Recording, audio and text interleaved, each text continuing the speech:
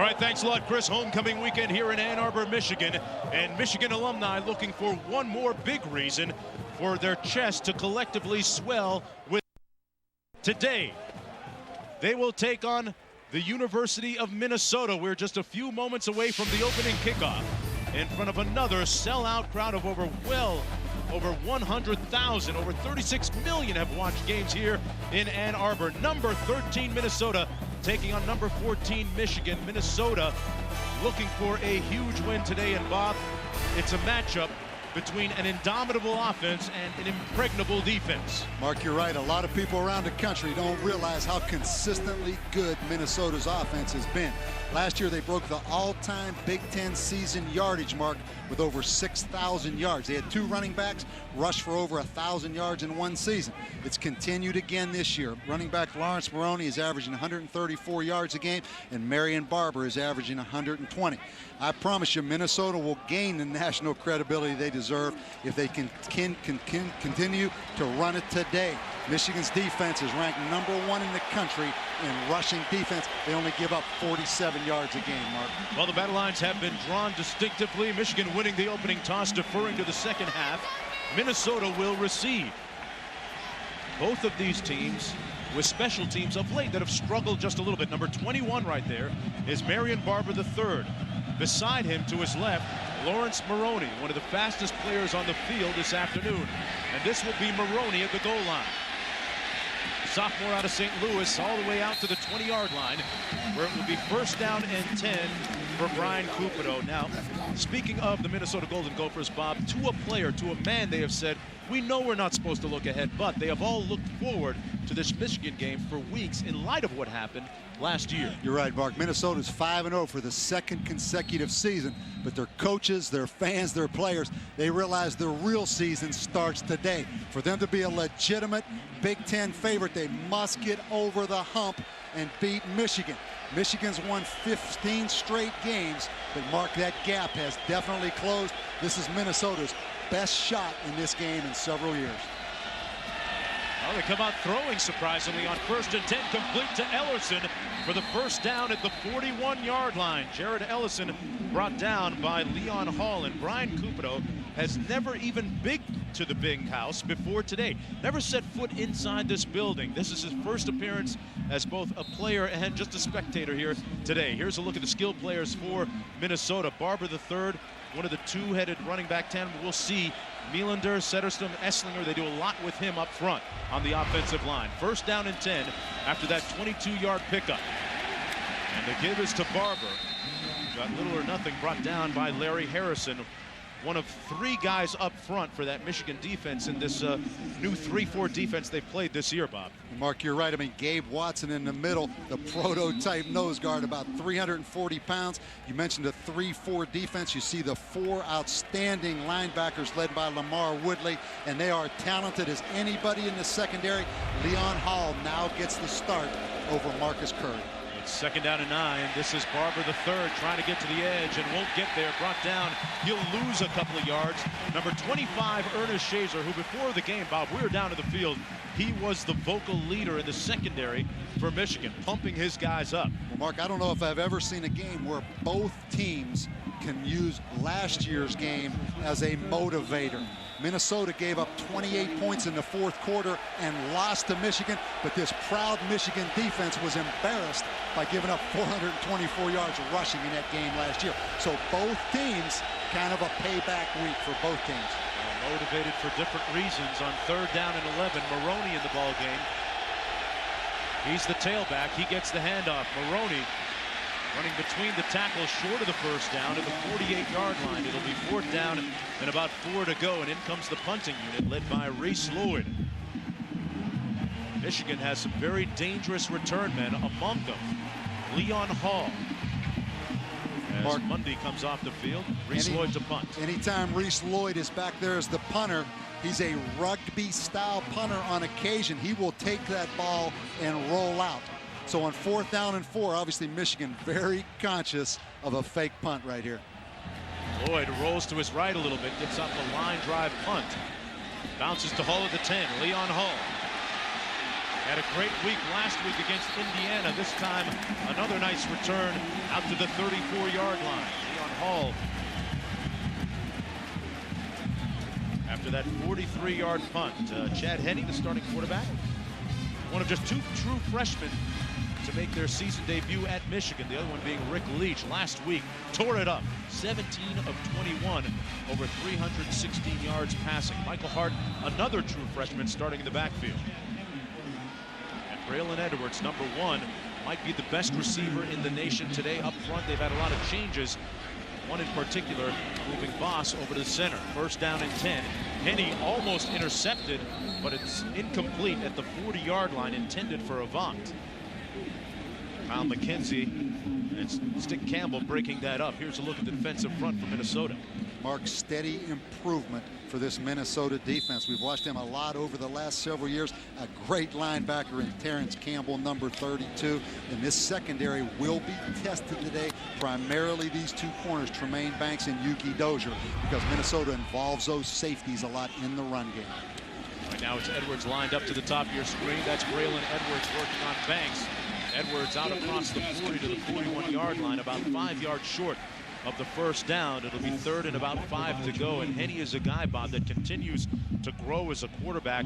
He made some impressive deep throws last week. Mark, and that was a concern coming in when Chad Henne first came on this campus this summer. He didn't throw the deep ball particularly well, but you're right. Watching that tape last week against Indiana, he made some great long throws, but he's still a freshman. He also made some freshman mistakes on decision making. Third down and 4. Henne to pass. Completes it to the big tight end, Tim Massaquoi, and it's a first down and 10 for Michigan inside Minnesota territory at the 49-yard line. Tim Massaquoi at 6'4", 247, a senior. Massaquoi, Mark, was a wide receiver. He's a talented guy. And as you watch Chad Henne release this football, I want you to look at how low he releases this ball. He has an extremely low release. Minnesota's going to try to get their hands up and block some passes as this game materializes today. This bunch formation, 4 receivers, and it's going to be Braylon Edwards. Got some blockers in front of him. Edwards makes a play on it down to the 37-yard line, and another Wolverine first down. Braylon Edwards coming off a huge week last week where he had 8 catches for 165 yards against Indiana. Mark, it's interesting. Michigan comes into this game 99th in the country in rushing offense. I asked the question yesterday to Lloyd Carr as we were meeting, have you ever thought about going out there and just airing it out and throwing it? And so far in this game, he did have a little twinkle in his eye yesterday when I mentioned that, didn't he? They've yet to run the ball. First down and 10. Henne having success in the same receiver, same result. Put it in Edwards' hand and see what happens. Usually good things do. Gets about 8. Braylon Edwards with his 3rd reception already of the ball game as he closes in on another Michigan record. And it was interesting, Greg Hudson, Minnesota's defensive coordinator, talked about coming into this game, keeping everything in front of them, not giving up the big play, letting Braylon Edwards beat them over the top. So far, Michigan just content to take what Minnesota's given them and force those corners to come up and play some tighter bump and run coverage. Edwards has now caught at least 3 passes in 30 consecutive games on 2nd down and 2. They run it. It's the freshman, Michael Hart. Close to the first down marker at the 27-yard line, brought down by Kyle McKenzie. We saw Michael Hart a few weeks ago against San Diego State emerge and take the reins of that starting job with an impressive performance against the Aztecs. Mark, you're right. He's become the go-to tailback. The last 3 weeks, he's carried the ball 20, 26, and 25 times. The next closest rusher is Jerome Jackson with 8 carries. So the true freshman is now the #1 front runner to replace Chris Perry from last year. Here's Edwards, this time dropped it, incomplete. Let's go downstairs to Holly Rowe. Holly? Well, guys, as you've mentioned, Braylon Edwards has been the key offensive threat for this Michigan football team. He has 133 yards a game, but more importantly, he's done it at key times. Big plays to start games and to start the second half to set the tone for his offense. Talking to Minnesota's defensive coaches, they said the key to defending him is acting like he's Michael Jordan. You know Jordan will get his points just like Braylon Edwards will get his catches, but you have to worry about the other guys around him, so they're not just focusing on Braylon Edwards today. Right, Holly, and Edwards out of the ball game right now. Henny back to pass. Michigan, a good screen team. That's what they run. This is Hart. It's going to be first down and goal for the Wolverines on so far a very impressive opening drive. Sims with the tackle. Mark, you're right. Michigan's always been an excellent screen team. And right here, Michael Hart shows his versatility. A great move right there on the linebacker, Terrence Campbell, in the open field. And you have to love right now the diversity of this Michigan offense, spreading it around. Bob Edwards back in the ball game, and the Minnesota defense right now collectively on its heels after that 18-yard pickup by Hart. Another three-receiver formation. Hart in the back on the draw. Hart, touchdown Wolverines. Got a good block from Ecker, the tight end.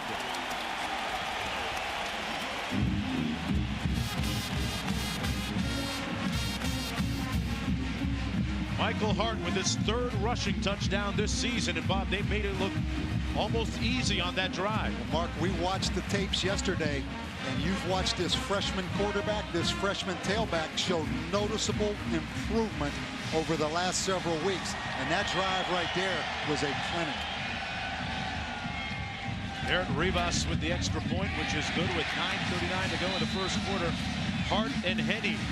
H&H sounds like a law firm, and they are bringing law and order to the gridiron today against the Gophers.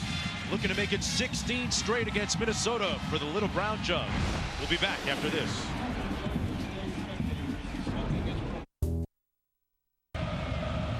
True freshman Michael Hart capping a 9-play, 65-yard drive with an 8-yard touchdown run, his third of the season.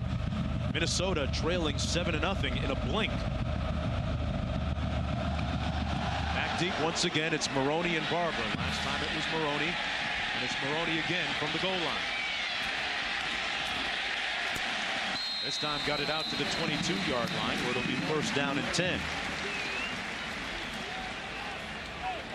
Minnesota, Bob, with a running style, you would think there'd be some concerns if they fall behind by a little too much. No question, Mark. I mean, they only average about 19 passes a game, but going back to that Michigan drive, play selection, 7 passes, 2 runs. One of the run was a draw. So you have to love Michigan right there on the opening drive, spreading it out, diversifying a little bit, and really taking advantage of their weapons by throwing the football. Right now, time for Minnesota's offense to get with the program. Single back set, 2 wide receivers. Cupido to pass. Throws a strike to the 35-yard line, complete for the first down. That was Jared Ellerson working on Marlon Jackson. Let's go inside that Minnesota running game. Bob's in the lab with Football 101. Mark, there's several key components that make Minnesota's outside stretch so successful. First, they have a 6'8", 275-pound tight end that can handle the defensive end. Second, they have athletic tackles and an athletic center, and they love to pull them. When they pull them, they eyeball the linebackers, and they love to chop block. Right here, you see everybody on the ground. As Ellerson makes the catch, working on Hall. And the chop block, a very key component of the running plays they like to run, Bob. Mark, I think if we finish this point, notice right here that both Michigan linebackers are on the ground. And that is totally legal to do. You are allowed to chop a defensive player in the box like that. But I really think that's what makes Minnesota's game, rush game, so outstanding, is they low block and chop block those linebackers so well. It's a very talented offensive line, and here's Maroney getting the edge, looking for one block. Lawrence Maroney with a first down all the way down to the 37-yard line. Got a great block from Greg Esslinger. That's just what you were talking about, Bob, the mobility of the offensive lineman. Mark, and I think it's the toughest technique in all of football from a defensive standpoint is playing a chop block. And you're going to watch the center pull right here. You see number 61, Esslinger, and right here, right there, if we stop that, he chops Lamar Woodley to the ground. That is the toughest technique in football for a defensive player, playing a low block. There's Maroney into the boundary and into harm's way, brought down to the 39 by Lawrence Reed, number 42. arguably the best tackler on that Wolverine defense. It'll be second down and long for Minnesota. Loss of 2 on the play. And Mark, not to beat this chop block up or this cut block, but Michigan's coaches respected Minnesota so much that 3 weeks ago, in preparation for this game, they would take 10 minutes a day in practice and individual time to work on low chop blocks, knowing that Minnesota was coming. Not the easiest thing to prepare for. Here's Cupido on second and long, overthrowing his intended receiver. That's the freshman, Justin Valentine. And it'll be third down and long now for Minnesota. Mark, they go with the play action, and the tight end Spaeth was actually open early down the seam. But Cupido, for some reason, hesitated and threw the ball in the flat out to the fullback. Sets up a third down and 12. Got to get to the 26 for the first down. Maroney's the lone back. That's Ellerson in motion to the top of your screen. A quick 3-step drop, and Ellerson makes the catch, but it's short of the first down at the 30-yard line, tackled by Marlon Jackson. Minnesota as a team has struggled with field goals recently. Let's see what they do here on fourth down. Mark, you said it. Minnesota has had 5 kicks blocked in the last 2 weeks. Reese Lloyd, their kicker, looking at the tapes, really has been kicking the ball low. So particularly with a long field goal attempt, I think this is a great decision right here by Glenn Mason. Well, this would have been about a 47-yarder. They're 6 of 7, though, on fourth down this season. They need 3 here. Ellerson in motion again. And it's almost picked off, incomplete. Leon Hall had a beat on it. The radar was up. And it's incomplete. Michigan takes over on downs. Mark, there's a reason Leon Hall has beaten Marcus Curry out as the starting corner. This is man-to-man coverage, and he breaks on the ball. That kid is a heck of an athlete right there. Got a slow start after slicing his hand open during 2 days last year, but back in form now.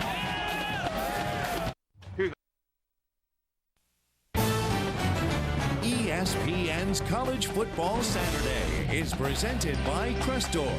Visit Crestor.com and ask your doctor if Crestor is right for you. And in part by Michelin, because so much is riding on your tires. Back in Ann Arbor in the battle for the Little Brown Jug on an absolutely beautiful Saturday afternoon.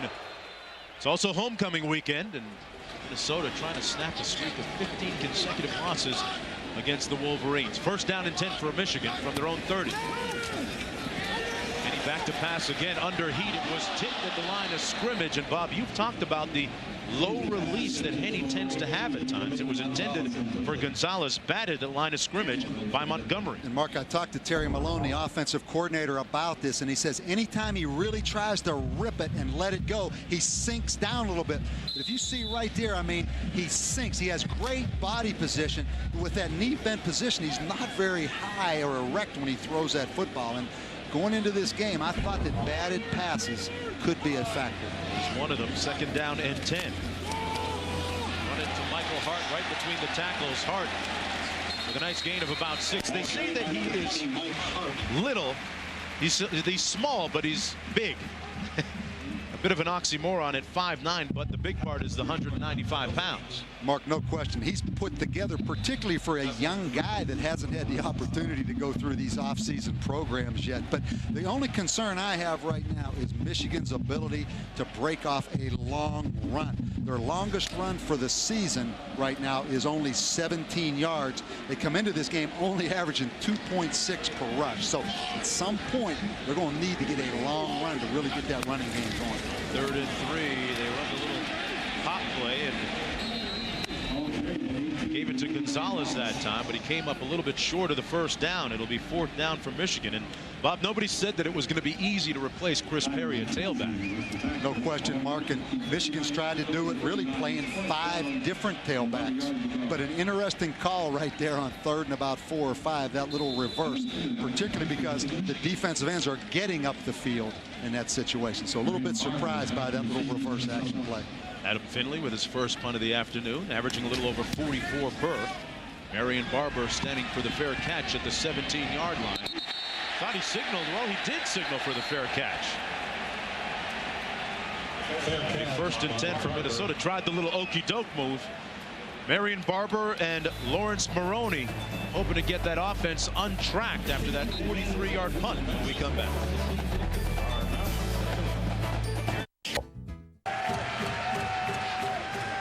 Number 13 Minnesota trailing number 14 Michigan 7-0 with 5:25 to go in the first quarter on homecoming weekend here in Ann Arbor. And it's the first ever live game on ESPN Classic. Make a little bit of history this Saturday afternoon. Marion Barber the third out to the 22-yard line. Second down and about 8 to go. Mark, it really is impressive when you look at the job Glenn Mason has done at Minnesota, and particularly with this offense. I mean, last year they broke the all-time Big Ten yardage mark for total offense. They come into this game, and what's so impressive is you look at their statistics, they've only given up 2 sacks and only turned the football over twice all season. Second down and 6, a different caliber of opponent today in Michigan. Ernest Shazer, the emotional leader of the defense, knifing in there, lacerating that offensive play for the sack. And Mark, you want to see how to play the chop block. If we get a chance to see Ernest Shazer right here, he is just going to go airborne if we let this thing roll. Right here comes the chop block right there. As this thing finishes, he just jumps over top of the chop block of the offensive tackle, Joe Ainsley. Third down and 10 now for Minnesota after that loss of 4. Cupido to pass. He overthrows Ellerson. There was a lot of contact there with Marcus Curry, but no flag on the play. It'll be 4th down after that 3 and out. It was Shazer who made the play a couple of plays ago, and he was yelling at his teammates before the game saying, "We are the #1 defense against the run. And when the #1 defense guys in turnovers, we're going to take some and make something happen today." Certainly came out a little fired up. Leon Hall now back for the punt from Reese Lloyd. Lloyd with that unconventional rugby style of punting, rolling to his right a little bit.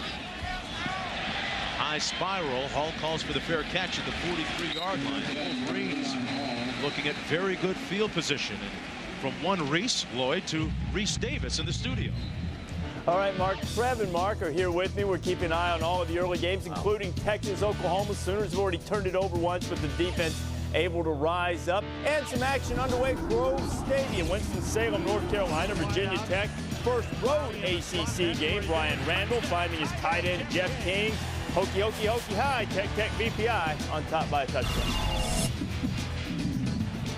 Virginia Tech with a couple of close games the last few weeks against North Carolina State and then West Virginia last week. I'm Mark Jones along with Bob Davie. Holly Rowe down in the field here, Ann Arbor, Michigan, 7-0. The Wolverines with the lead on homecoming weekend. Michigan on its 3rd offensive series. They scored on their first one. Michael Hart, the true freshman, brought down to the 45 by Anthony Montgomery. Montgomery, a good story for that Minnesota defense. A guy who really took to some serious training over the summer and lost 20 pounds. And down, and I quote, down to 300. And Anthony Montgomery, Mark, an interesting guy. He was actually a quarterback in high school. Played basketball, averaged 17 points a game. And you're right. I mean, he's made a commitment to take care of his body. And a big part of it, staying away from that junk food, from what I understand. Got a McDonald's right across the street from their training complex. Dangerous. Second down and 9. Henney wide open. Hart at the 40-yard line on the reception, so shows that he's got some hands, Bob, and make the catch out of the backfield. He'll pick up a 15. And an excellent job, I think, Mark, of Chad Henne right here, showing great composure. Really goes to his 3rd option. If you see his eyes right there, and you watch the development of these young Michigan skill players. They are a talented young football team, Mark. Chad Henne with some impressive numbers, 6 of 9. Last week was 17 of 21, over 300 yards passing, a couple of touchdowns. Play fake, he's going to pass again. Under heat, just got it off. Edwards, incomplete. Certainly can't fault him for lack of effort. He got in behind Banks. You almost expect the spectacular from this guy. We're isolated. Jermaine Banks gives up inside leverage. Right here, he's looking back to the football.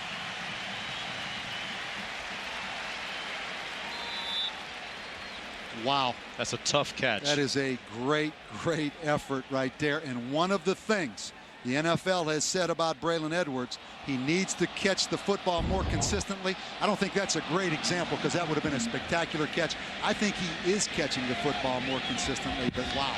That's a great throw by the young freshman. Almost a spectacular play. Bob, Michigan calls a timeout, and you really brought the good point up that what a difference it's been with Braylon Edwards between last year and this year. Last year, this time, he was in the head coach's doghouse saying that, Lloyd Carr said, Braylon and I are not on the same page right now. Well, they certainly on the same page and in the same library.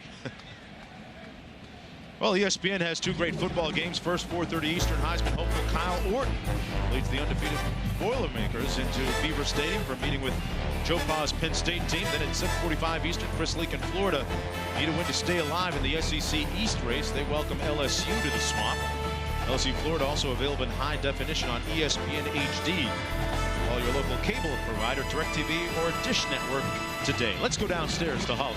Well, guys, you saw the intensity and the focus that Braylon Edwards had trying to make that play in the end zone. And Lloyd Carr says his focus has been night and day better this year. Now, Braylon made a tough decision not to go to the NFL. He chose to stay for his senior season. And Lloyd said once he's committed to that, he has seen a completely different Braylon Edwards. They are certainly on the same page this season. And Lloyd Carr is the one that pointed that out. Mark, I think one thing, I think Holly brings up a great point. I mean, he knows now that it was the right decision to come back. And I think that's added. He has a lot more fun playing now because he knows he made the right decision. But I think a great point was made yesterday in that, young guys can make it easy on themselves by simplifying things and getting less problems off their plate. If you remember a year ago, the whole issue was, should he wear the afro? Shouldn't he wear the afro? Should he wear number 1? Shouldn't he wear number 1? Right now, it doesn't seem to matter. He's playing great football. Pass incomplete. Montgomery out there to help break it up for the Golden Gophers defense. But getting back to our point, I think Braylon Edwards is now committed to only one agenda, one thing on his plate, and it's all about the performance. And I thought it was interesting that Michigan takes 5 plays from every game as a highlight tape, the 5 best plays. 4 of those plays were Braylon Edwards blocks against Indiana, which I think really makes a statement. He says he snuck onto the special teams punting unit last week. 3rd down and 10. Henney to fire. Complete to Massacre, the big tight end who got the first down. A sweet tiptoe job down the sidelines. Stepped out of bounds at the 28. With 2:41 to go in the first quarter, a 12-yard pickup for the Wolverines. And Mark, frustrating for Minnesota's defense because you're going to see Justin Fraley right here has a chance right here to make that tackle and keeping it from being a first down. Very close to stepping out of bounds. We'll get a chance to see this again. Plus, you better put that football away. Ooh. You said step out of bounds. Ooh. We do have a replay involved here. This is Big Ten Conference play, and our technical advisor up in the booth this afternoon. This is Michael Hart trying the left side, and he's tackled at the 25-yard line after a gain of about 2 on the play. It's interesting that the emergence of Michael Hart has in part helped open up the passing game for Michigan Bob. It really has, Mark, and I think also the stability in the offensive line and the fullback. Watch Dudley, the fullback right here. He's going to get a great block on Terrence Campbell. If we let that thing roll, he's going to end up pancaking him right here at the end. So continuity in the offensive line and a big old fullback blocking for you, and the point you made of spreading the offense out a little bit, giving him more running lanes. 2nd down and 7 now for Michigan. And he rolls out. Massacre brought down nicely by Stick Campbell at the 24. And let's find out what's happening with Illinois and Michigan State from Reese. Just up the road a little ways from where you guys are, Mark. Spartans getting things going. Drew Stanton finding Jeremy Scott. Both of these teams trying to get back to 500 overall. Michigan State trying to go 2-1 in the Big Ten. They've got the early lead. All right, Reese, and Illinois to meet Michigan next week in Champaign. 3rd down and 5.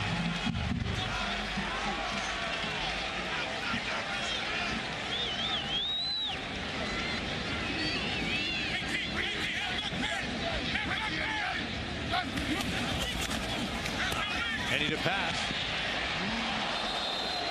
Tackle at the 22-yard line on Edwards, but there's a flag down at the far side of the field. Whoever was in the backfield there, Bob, you're supposed to move parallel to the line of scrimmage, Mark, right? I think we're in Winnipeg because Jermaine Gonzalez lined up at the tailback position and then took off towards the line of scrimmage on the snap. We watch right here, Jermaine Gonzalez. Obviously, you have to go parallel. He's going to go towards the line of scrimmage. It's the Calgary Stampeders, I think. He's good. The officials obviously caught that one, so that play will be nullified. Illegal motion. Number 18 on Michigan. That penalty is declined. 4th down. And in comes the field goal unit, led by Garrett Rivas. And this field goal is going to be with the wind at his back. Rivas has missed 3 of the last 4 field goals that he's attempted. Mark, I think it always helps a field goal kicker struggling that has the wind in its back. And I know when you step up on that tee box with that big tailor-made driver you use, you like that wind at the back, not in the face, right? Yeah. Helps you to smooth swing it a little bit easier. His kicks go a little straighter than my drives. This one coming from 38. Rivas hit the game winner last year against Minnesota with 48 seconds to play, and he nails this one with 42 seconds to play in the first quarter. Now 5 of 5 on the season between 30 and 39 yards. We'll be back with more after this. ESPN Classic presents Memories of the Jug. Not trusting the host team in an era when chicanery was standard practice, the vaunted point-a-minute Wolverines brought their own water jug to the game in Minnesota. After the Gophers tied it at 6 late in the second half, mayhem erupted. The game was called and the jug was abandoned in the chaos. When Michigan coach Fielding Yost asked the jug be returned, Minnesota replied, "If you want it back, you have to win it." A tradition was born. And on Alumni Weekend, Homecoming Weekend, it has been all Michigan in this series the last 15 consecutive times. Braylon Edwards saying we're playing for the oldest trophy in college football and probably the ugliest, too, as the kick goes into the end zone. You take a look at the series history. Minnesota trying to snap that insidious trend that they've been plagued by. Look at that, very dominating lead for Michigan in the overall series. Mark, this game last year, 38-36. The unbelievable thing, 424 yards rushing by Minnesota in that game and lose the football game. Unbelievable. You never see that. Unless you're Rice in San Jose State last week, a couple weeks ago. First down and 10. Maroney right up the gut. Lawrence Maroney. And the turbo's about to kick in. Lawrence Maroney. Touchdown Gophers. How do you like that? 80 yards and a bolt of lightning.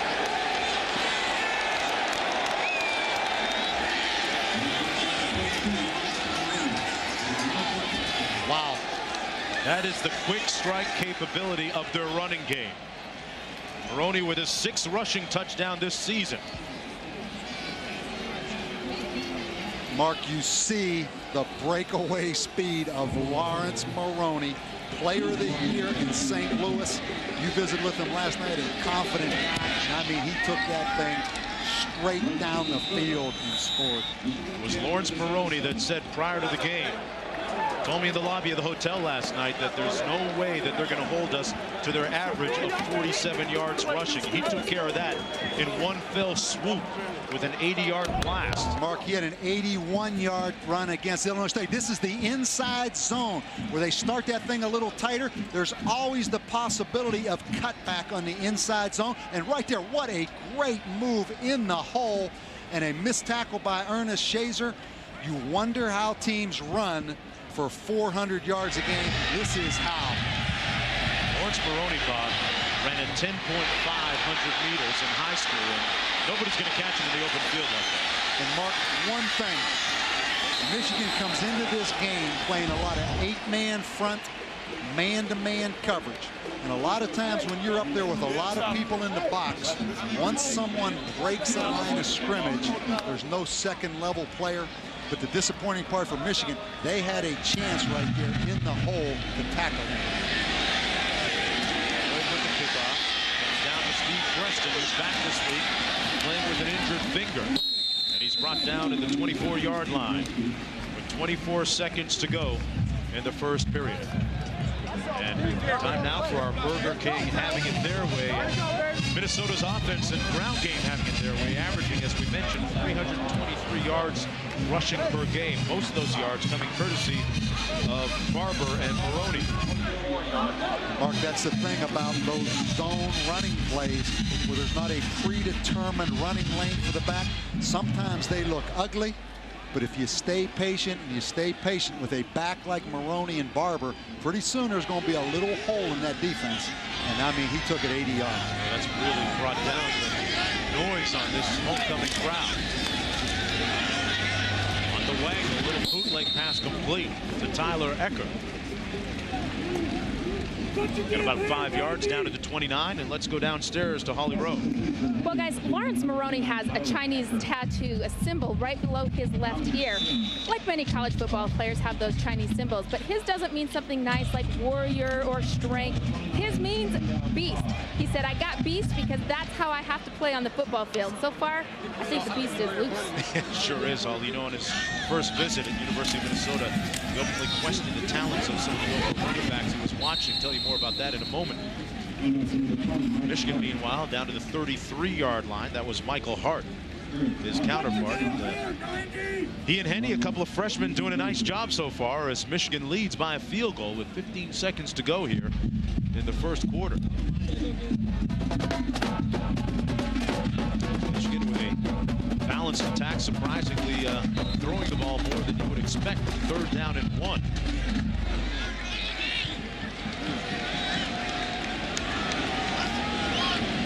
Edwards split to the bottom of your screen. Hart with a great second effort, lunging for the first down, and he got it near the 35. Michael Hart, a true freshman, as we mentioned, out of Syracuse. He did get the first down. Marked at the 35-yard line.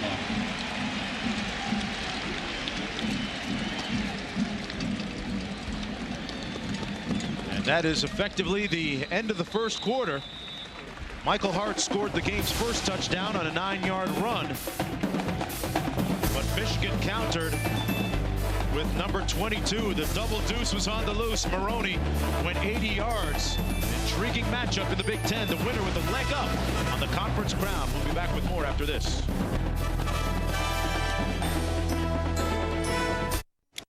On College Football Saturday, presented by Crestor.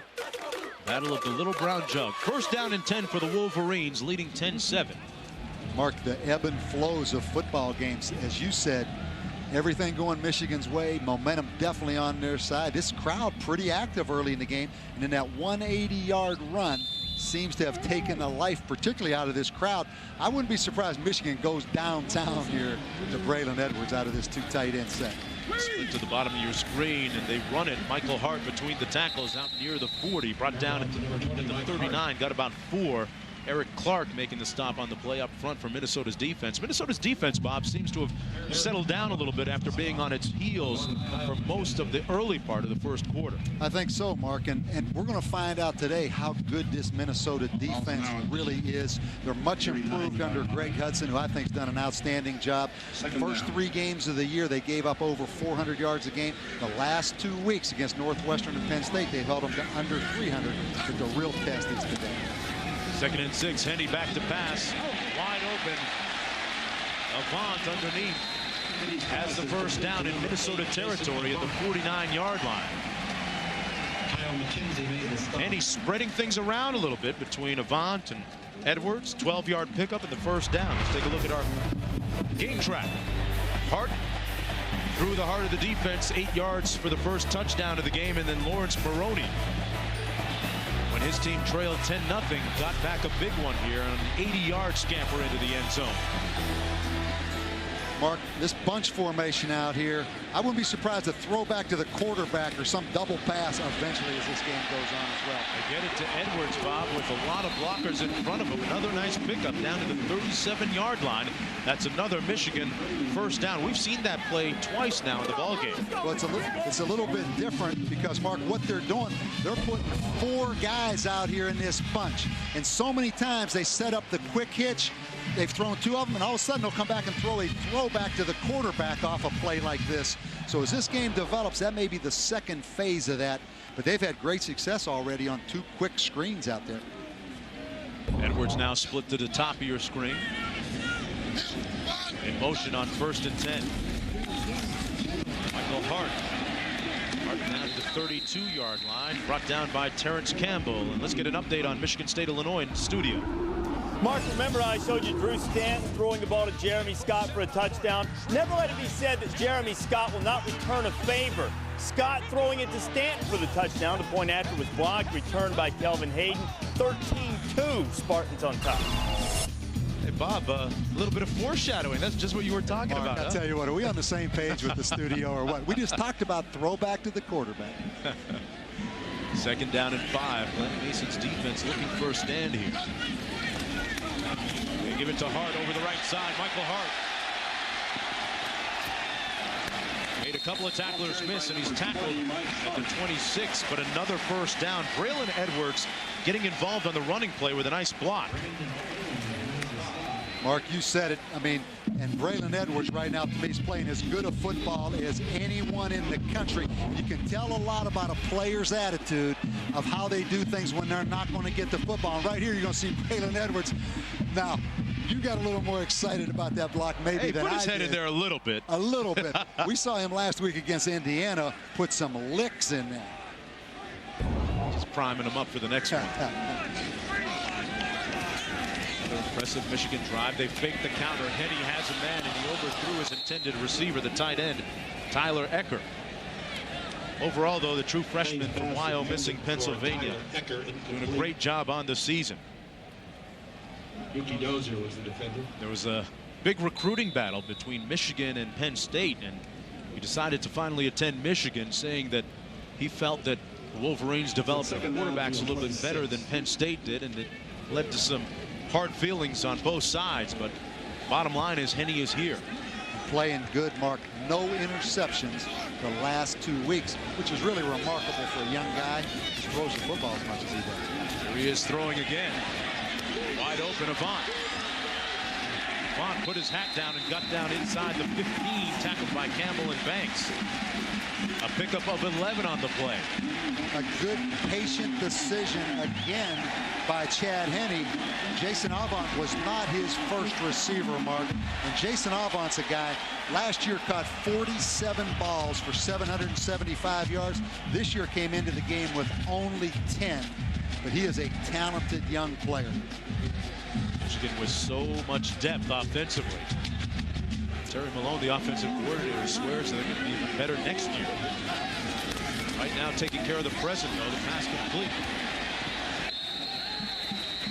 Adrian Arrington got inside the 10. Another young receiver. They love this young Adrian Arrington. They say he's a lot like Braylon Edwards, big tall guy, about 6'4", 6'5", and you're right. Michigan has a lot of young talent, and you have to be impressed right now with the development of this Michigan offense. I mean, they're carving Minnesota. 2nd down and 5. I wonder what Bo would think of all this throwing.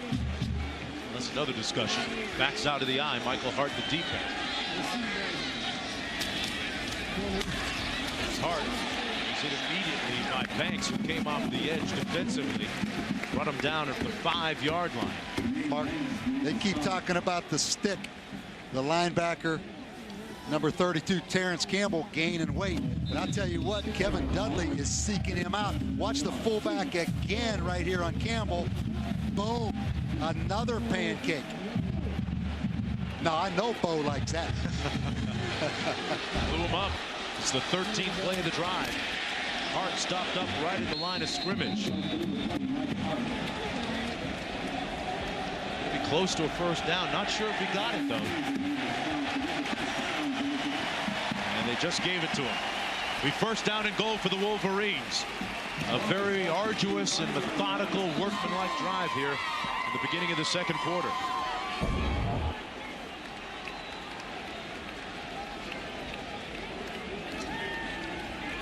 Pavelski with a nice stick came up from his free safety spot.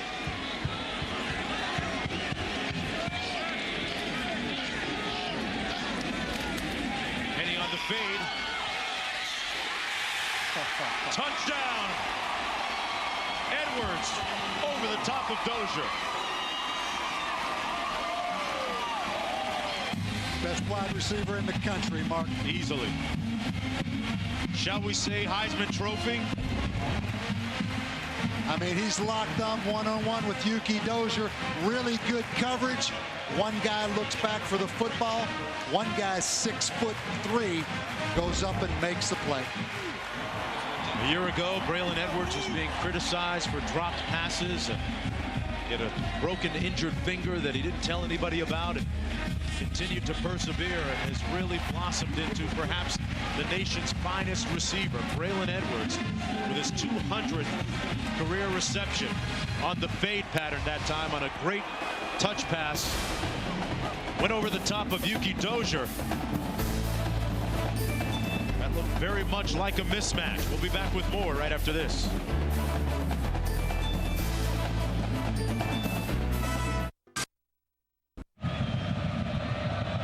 Michigan set to kick off, leading 17-7 here at the Big House in Ann Arbor. Barber watches it bounce through the back of the end zone, and Brian Cupido and the Minnesota offense will start off on their own 20. Braylon Edwards continues to rewrite the Wolverine record books. That last touchdown catch ties him with Desmond Howard for 4th most. Actually, 2nd most. Braylon Edwards, you know, Lloyd Carr said that I like the fact that he decided to come back. He didn't talk him into coming back, because you know that a guy comes back a little bit more motivated when it's his decision. Good point, Mark, and I think he will be a great pro player because he's seen the good and the bad, and he's matured a lot. Cupido looking up top. The pass is complete. Deep in Michigan territory at the 41-yard line, Ernie Wheelwright, the freshman from Columbus, working on Leon Hall.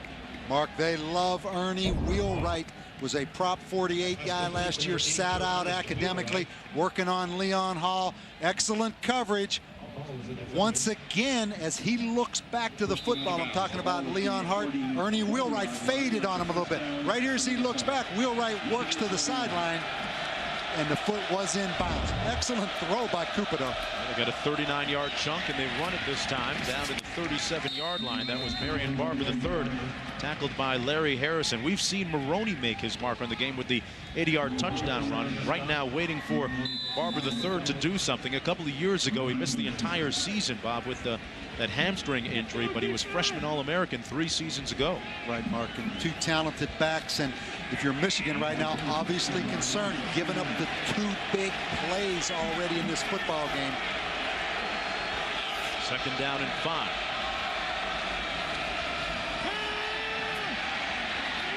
Looking for Barber III. Incomplete. Marlon Jackson right there. What's happening up the road here, Reese Davis, at Michigan State? Spartans flexing that offensive muscle all of a sudden against Illinois, Mark. This is Drew Stanton finding DeAndre Cobb. Cobb taking it in. Spartans with a 20-2 lead there. Texas and Oklahoma still scoreless. OU's just turned it over for the 2nd time in the first half. Back here, Minnesota 0 for 3 on 3rd downs today. Going to run it. Barber tackled at about the 32, about a yard shy of the 1st down on 4th down coming out. Ryan Mundy making the stop for Michigan. We're here at Ann Arbor, the Big House. Number 13, Minnesota, looking to really validate themselves with a quality win here today against the Wolverines. I'm Mark Jones along with Bob Davey and Holly Lowe down in the field. It's been the Braylon Edwards show for Michigan so far through the air. And Michael Hart doing it on the ground for the Wolverines. And the nation's most prolific running attack, actually number 3, but maybe the best 2 running backs being bottled up right now for Minnesota offensively. Going for it on 4th down. They give it to the fullback, Justin Valentine. Boy, it's going to be close. Spotted just inside the 31. Little surprised at that call, Bob? Mark, I think that's a great call. In fact, on 3rd down and 5, Glenn Mason knew he would go for it on 4th down. That's why they ran the football. But I'll tell you how good of a call it was once I see this make. Oh, okay, okay. That's really what I meant. I think he made it. And Glenn Mason working the chain gang pretty good, too. Justin Valentine saw him catch a ball already earlier this afternoon. One of the toughest things in coaching, Mark, standing there waiting to see if you made it. Glenn Mason does have a little bit of riverboat gambler in him. It pays off this time by mere inches. We saw him last week against Penn State, Bob, open up the game with an onside kick for the second time in a row, second year in a row against Penn State. And you can always expect like a halfback pass or something from Glenn Mason. Exactly. And Glenn Mason, 3 different conferences coach of the year. In the MAC, the Big 8, and the Big 10. He's in some ways underappreciated. He has done a great job at Minnesota. 10-2 a season ago. Won the Sun Bowl against Oregon. Ellerson in motion. This is Barber the third down to the 27. And let's go downstairs to Holly Rowe. Guys, Michigan's defensive coordinator, Jim Herman, spent a long time with this defense before they took the field for this series, working on the gap defense. He was drawing it up on the whiteboard. He is so shocked right now how much yardage they've given up in the running game. Midway through the second quarter, already 206 yards that they have given up. So trying to make some adjustments on the fly to get his defense a little bit better in the running game, guys. And last year, remember, they gave up 424 yards rushing. Something that's been bothering them for the last couple of weeks. Second down and 5. Marion Barber the third pounding his way down to the 21-yard line, and you always have a fresh set of legs in there running the ball if you're Minnesota. Shazer making the stop for Michigan. Mark, I think that's a great point. And again, Minnesota right now early in this game, their best play is the inside running zone. Again, we're going to see a little tighter path right here where there's the ability for the back to cut back wherever he sees an opening. So a little bit tighter path, and right there he sees the crease. And I think a great point about having 4 legs instead of 2 legs with the 2 tailbacks. You're always fresh. Another measurement coming up for Minnesota. And interesting, you talk about the 2 tailbacks, a lot of competition between them, but a great burgeoning friendship between Barber III and Lawrence Maroney.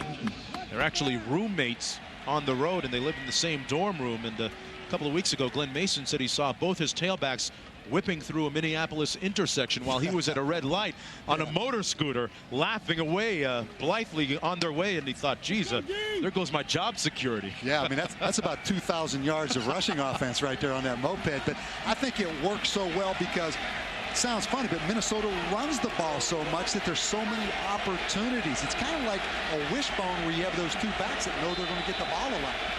Third down and inches to go. Cupido keeps it himself and gets the first down across the 20-yard line. Ryan Cupido came into the game completing about 55% of his passes. And let's go downstairs to Holly for more on the running back tandem of Barber and Maroney. Well, guys, Lloyd Carr told us yesterday in his office that he had heard a term he loved, and he has started calling this backfield of Minnesota Barbaroni. It is the 2-headed rushing monster. They're both averaging over 100 yards a game, and they've been dominant again today, guys. But what's interesting is he said that they keep them fresh, so in the fourth quarter they can be very dominant. Right now moving the ball well on first down and 10. 7:39 to go in the first half.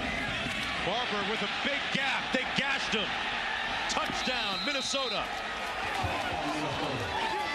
Untouched into the end zone, and it's 17-13. They hit him with the 1-2 punch. That's his 32nd career rushing touchdown. And who's there to greet him? His teammate and running back mate. Barbaroni in full effect.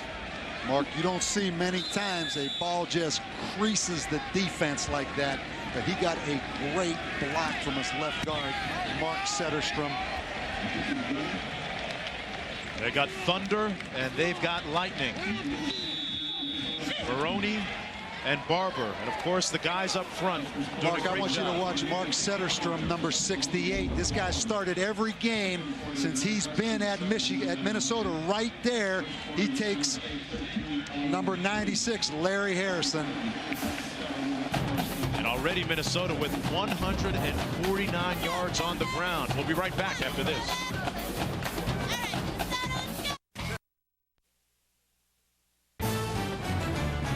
ESPN's College Football Saturday.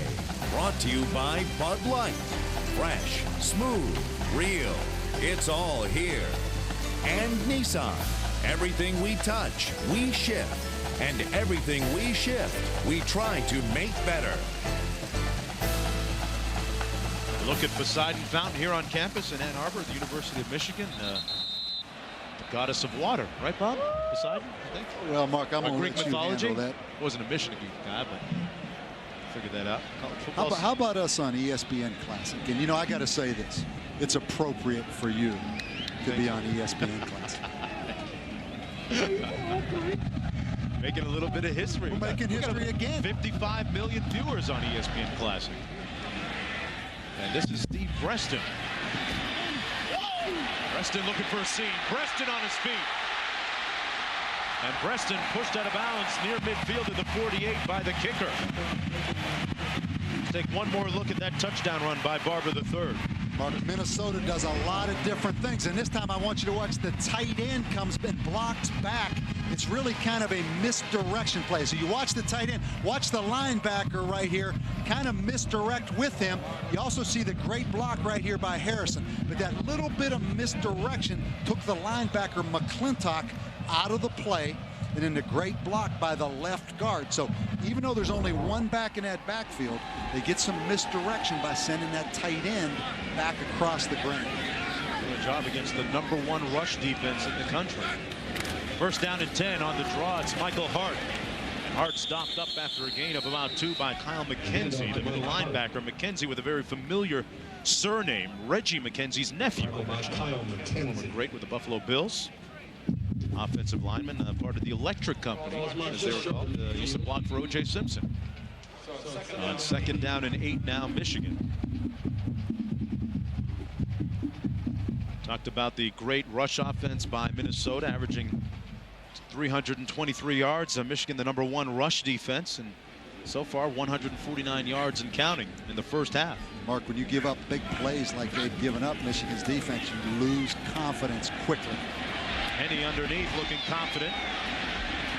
Good hard tackling, sure tackling on Tyler Ecker that time by Dominique Sims, the Sam linebacker. Dominic third Sims, down. Mark, an interesting guy, was a free safety, moved to linebacker. They really alternate their 2 outside linebackers, Sims and Brandon Owens. Both of them were free safety. So Greg Hudson trying to get more speed on that field. Third down and 6 now with 6:10 to go in the first half. Henny 15 of 21 passing so far with a touchdown and 124 yards. Preston in motion. Facing a little bit of heat, but stepping up nicely. He's a good athlete. And Henny scrambles for the first down at the 40-yard line. You know, back in high school, he ran an 11.100 meters. He's got good speed. Mark, and it's difficult with an athlete like Henny back there to rush 3. Minnesota only rushes 3, and you end up with running lanes for the quarterback.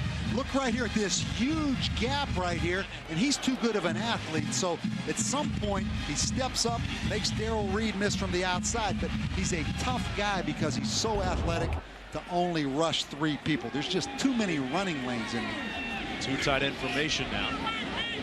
Michael Hart the lone back on first down and 10. Blitz coming off the edge and a nice pickup.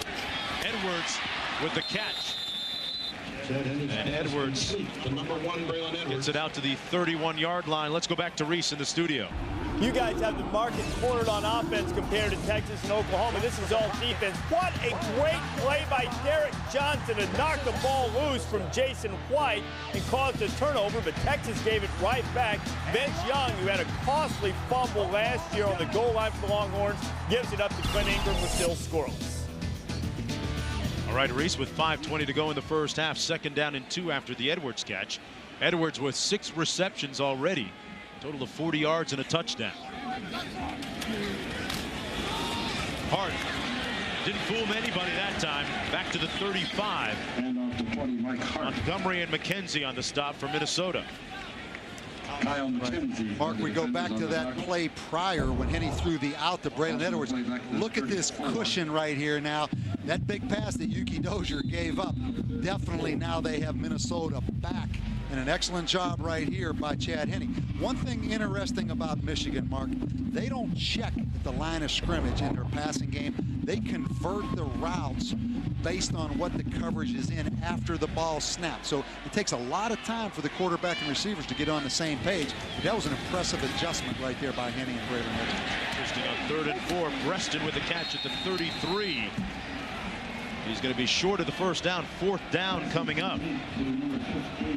Mark, he has to go for this, don't you think?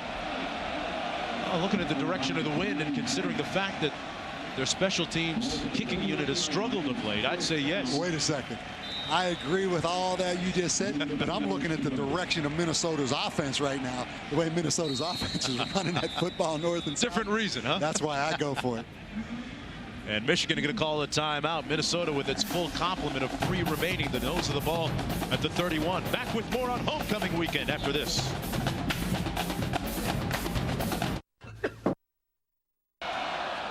Fourth down and about 2 to go for the Wolverines. They lead 17-14.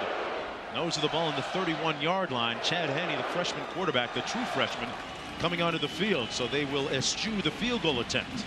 Mark, you almost get the feeling with a 190-pound back in here, kind of an undersized freshman. They'll throw the football right here on 4th and 2. Edwards is in the slot. A little premature movement by the offense, and I believe it was Braylon Edwards. Now, how does that change your decision, Bob, if it's against Michigan here?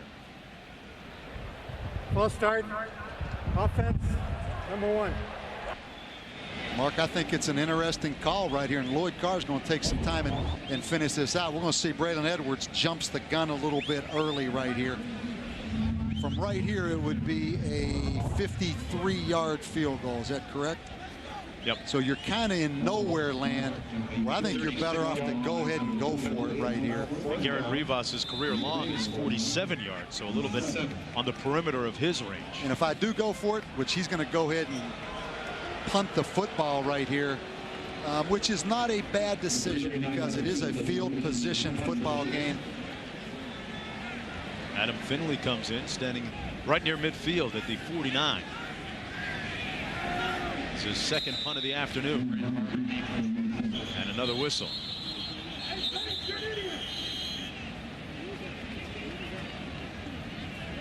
Trying to figure out what this one is about.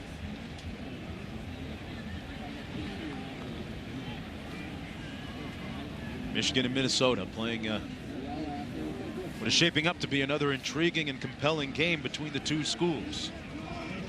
Last year, of course, it was Minnesota that had a commanding lead in the second half, 28-7, before losing on a field goal in the last minute, 38-35. They're going to try and hang it inside the 20. No way on this one, deep into the end zone. Mark, not a very good effort right there by an experienced punter, Adam Finley. Not that ball that far deep in the end zone. Bob, a chorus of boos showering down on Finley. And a word from his head coach. We'll be back with more after this.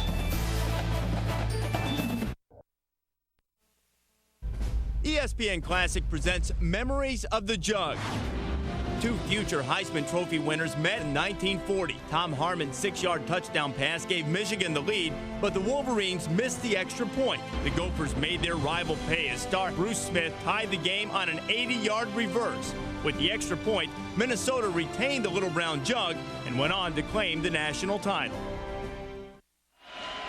1940, fast forward to 2004. The last time Minnesota won a game in this series was 1986. Ricky Foggy was the quarterback at the time for the Gophers. First down and 10. Minnesota on offense from its own 20. Ellerson in motion. Maroney, a gaping hole for Lawrence Maroney out to the 32 and a first down for Minnesota as we approach 4 minutes to play in the half. And right now, Mark, you see Maroney right there. Confidence continues to grow on this Minnesota football team. I mean, they had 424 yards rushing last year against Michigan, an all-time Michigan record that they gave up on defense. And right there, I mean, that's a gaping hole. So Michigan reeling a little bit right now on defense, on gap responsibilities. This is Maroney again. Still on his feet. Great balance. Brought down, though, at the 37. Maroney with over 121 yards rushing already. Shazer making that stop. I talked earlier about when he made his visit, Bob, to the University of Minnesota, watching from the sidelines, watching the running backs, the other running backs doing the drills. He kind of derided some of their talents and openly questioned how good they were. Marion Barber III overheard him and said, you know what, that young guy talks too much. Since that time, though, the one word that Glenn Mason has taught him has been, quote-unquote, humility. And he and Barber, of course, have gone on to become great friends, nearly inseparable. Pass incomplete, intended for Ernie Wheelwright. Mark, I think the great thing that Minnesota has done offensively, I mean, they have made a decision, and they are a signature offense in that they run the ball and they run the zone play. There's a lot of people around the country trying to do it. Glenn Mason's made a decision that doing less, but doing it better is better for their program. They don't do a lot, but what they do as well, and this whole football team's bought into it. 3rd down and 6, Bob. They got to get to the 42. Cupido to pass, has single coverage, just missing Ellerson. Got in behind Marcus Curry on defense. And it'll be 4th down for the Gophers, but a near miss that time for Minnesota. Brian Cupido playing his first game at the Big House. Mark, Wheelwright's going to come, Ellerson's going to come open, but they want a penalty right here. Marcus Curry right there goes for his legs and trips him up. Wow. Close, yeah. Close, very close. Reese Lloyd now into punt from his own 24. Hall back at the 26. Returned one last week against the Hoosiers. Not this time, though.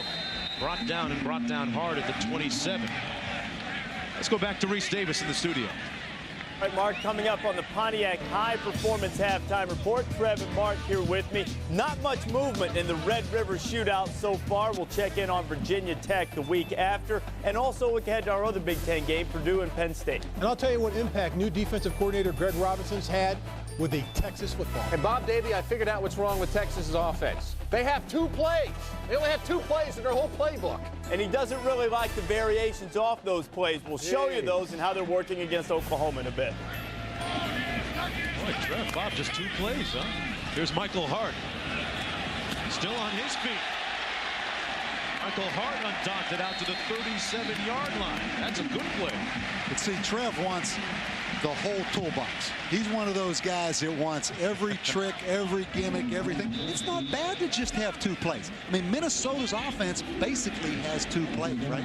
Inside zone, outside zone. 2nd down and 1 for Michigan's offense. Edwards makes the catch. Edwards out to the 41-yard line, brought down by Dozier. And it's a 1st down for the Wolverines, trying to hurry things up a little bit with 2:29 to go in the first half. You know, and it's almost like Michigan is better in these circumstances, Mark, when they hurry up a little bit, spread the offense out a little bit more, and throw it. Watch the screen stick right here. And he out of the shotgun. Wide open underneath the tight end, Tim Massacor. He's brought down at the 47. About 3 yards short of the 1st down. Wojciechowski making the stop for Minnesota. Mark, I think Minnesota has to heat this young quarterback up. I mean, he is a freshman quarterback. They only have 8 sacks on the season, Minnesota's defense. They need to come after him a little bit. Here's Hart. Hart on the carry, moves the pile out near the 50. Pavelski making the stop from his free safety spot. And it'll be 3rd down and short to go. Chad Henne piling up some pretty good numbers once again. Mark, this is my point. I mean, right there, Chad Henne is in a comfort zone right now. Wow. Flags down on the field. A lot of motion prematurely up front.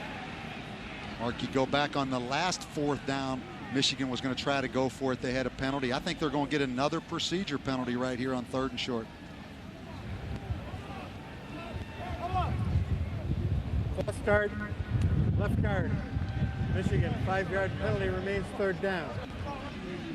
Third down and a little over 5 to go now. You talk about Chad Henne, the true freshman. Sometimes hard to earn that respect from upperclassmen, but he did just that. Earned a lot of street cred and, more importantly, huddle cred with the juniors and seniors when he joined the team in June, right after graduation out of high school. And he went through drills at 6:30 a.m. Watched a lot of video. That endeared him to his teammates. Third down and 6. And he's completed his last 7. This one tipped right to Preston, not the way they drew it up. And Preston is right near the first down marker. Mark, I don't think he got a great spot right there, but that was a great bit of athleticism by Preston. Bob, that's the second tip pass we've seen this afternoon. Exactly, too. Mark. Darrell Reed in on the pressure that time, hit his elbow. And it's 4th down and short. Interesting decision right here. Lloyd Carr's going to use his last timeout, Mark, of the first half. And I know he is really tempted to go for this right here on 4th down. Lloyd Carr in his 10th year as head coach, the 1997 National Coach of the Year, using his last timeout. Well, Sunday night on ESPN, 2 teams with high expectations this season meet in our nation's capital. Jamal Lewis, Ray Lewis, and the Ravens won't have to travel far to meet Clint Portis and Joe Gibbs' Washington Redskins in a crosstown showdown. Coverage beginning with NFL Primetime, presented by Miller Lite at 7:30 p.m. Eastern Time. Ravens Redskins, also available in high definition on ESPN HD. Look at the matchups between a couple of running backs, Bob, both talented but different styles. Jay Lewis, more of a battering ram, although he does have a lot of speed. You're right, Mark. And how about Portis coming out and saying that the defenders calling out the plays at the line of scrimmage? I've heard that a lot as a coach. I've heard a lot of players say, Coach, they know exactly what we're going to run. But I think this decision right here for Lloyd Carr, I mean, this is a tough decision. There's 56 seconds left in the half. It's a 17-14 game. I know what Lloyd is doing right now. He's saying to the offensive coordinator, if I go for it, do you have a play that you can guarantee me? Guarantee? Yeah, exactly. He's saying to Terry Malone, okay, you want to go for it. You tell me right now you got something you can guarantee me I'm going to make this first down. If they do go for it, it's going to be quarterback draw. I really believe that. Quarterback sneak, excuse me. Terry Malone, a 3rd-year offensive coordinator, 8th year overall at Michigan. The offense in his very capable hands. They've really developed the deep pass in the last couple of years. And 4th down and a foot to go. And if you're from Minnesota, don't jump off sides on the cadence. They're going to try to draw you. Just like you said, just like they apparently did, Henne over the top. It looks like he got the first down at the 49-yard line. And Mark, with no timeouts, obviously this clock is going to stop as they move the chains right here. I'm surprised they didn't call offsides right there. There was no call. And it looked like Darrell Reed, the defensive end, moved a little bit early for Minnesota. Anthony Montgomery led the defenders. First down and 10 to go from the 49. Henne out of the shotgun now. Looking for Edwards. Incomplete.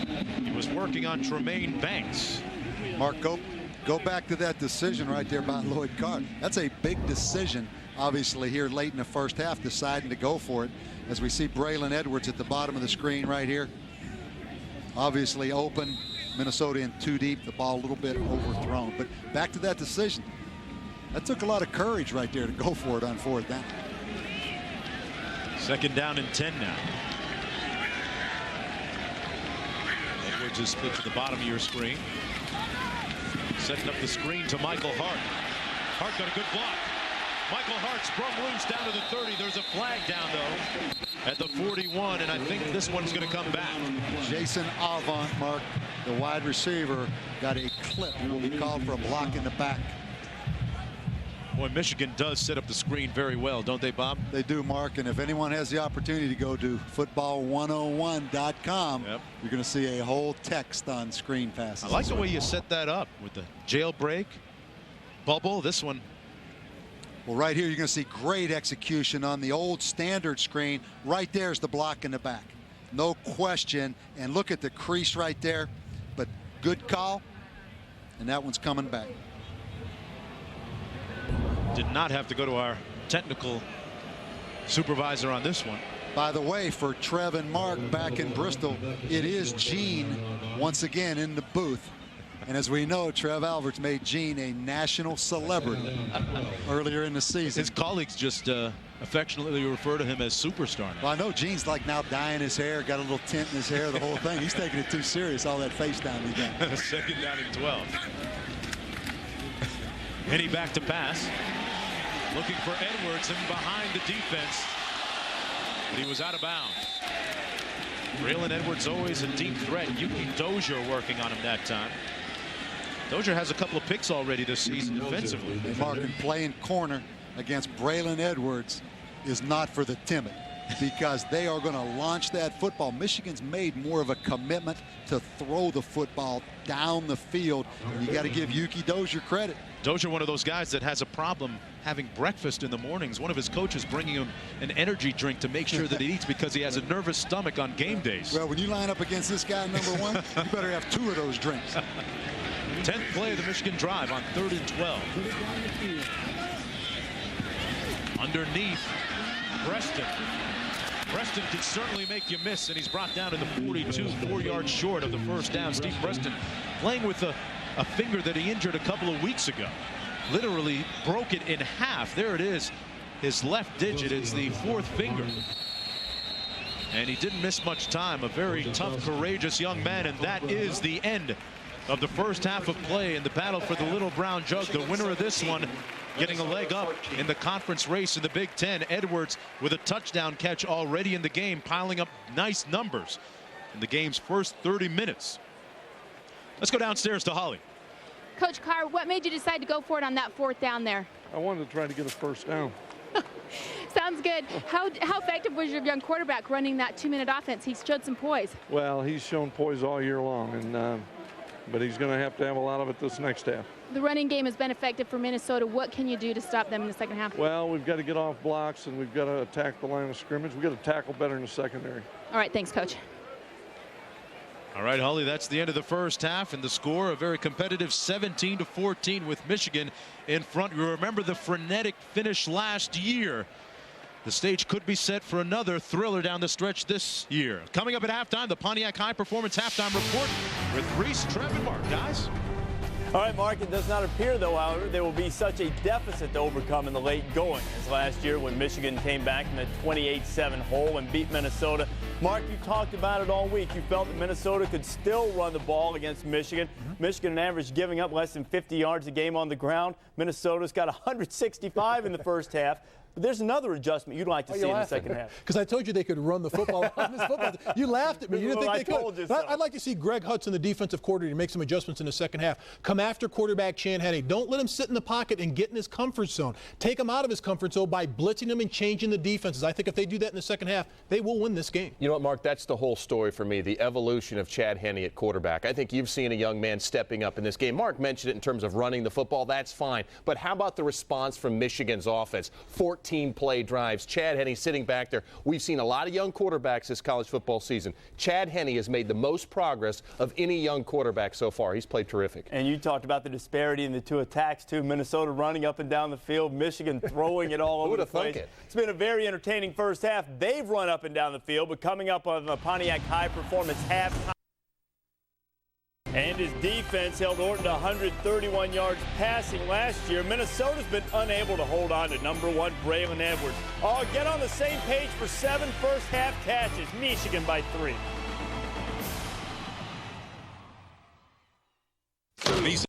In the second quarter of that game, 14-7, Rebels with the lead.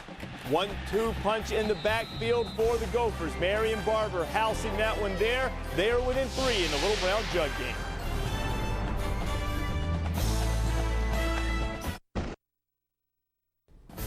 All season long, don't forget to register and vote for the Singular All-America Player of the Week. The nominees will be announced on the 1 a.m. Sports Center. You can just text the word player to 64444 on your cellular phone and register to vote. We are ready for the second half now in the Big House. Little Brown Jug meeting between Minnesota and Michigan, Mark.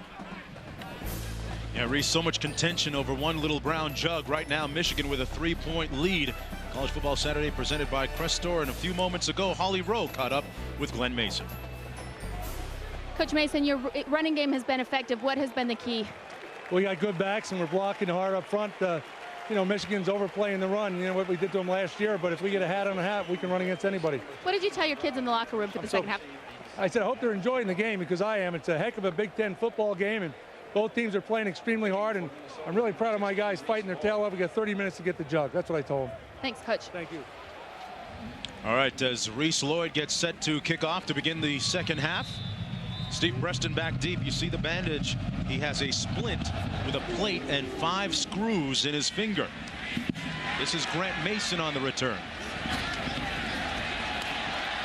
Mason broke a couple of tackles and made it out to the 22-yard line. And Bob Davey, it all comes down to this for Minnesota. They come in the higher-ranked team, the more scrutinized team, in a respect that they need to be accredited. They need credibility with a win, and it really validates them if they can beat Michigan. I agree, Mark, and I think this is a great football game. I mean, it's an offensive game, but I think it's great offense playing against good defense. I don't think it's poor defense at all. I think both of these offenses, little different style. Michigan with 50 plays in the first half, Minnesota only with 28 plays.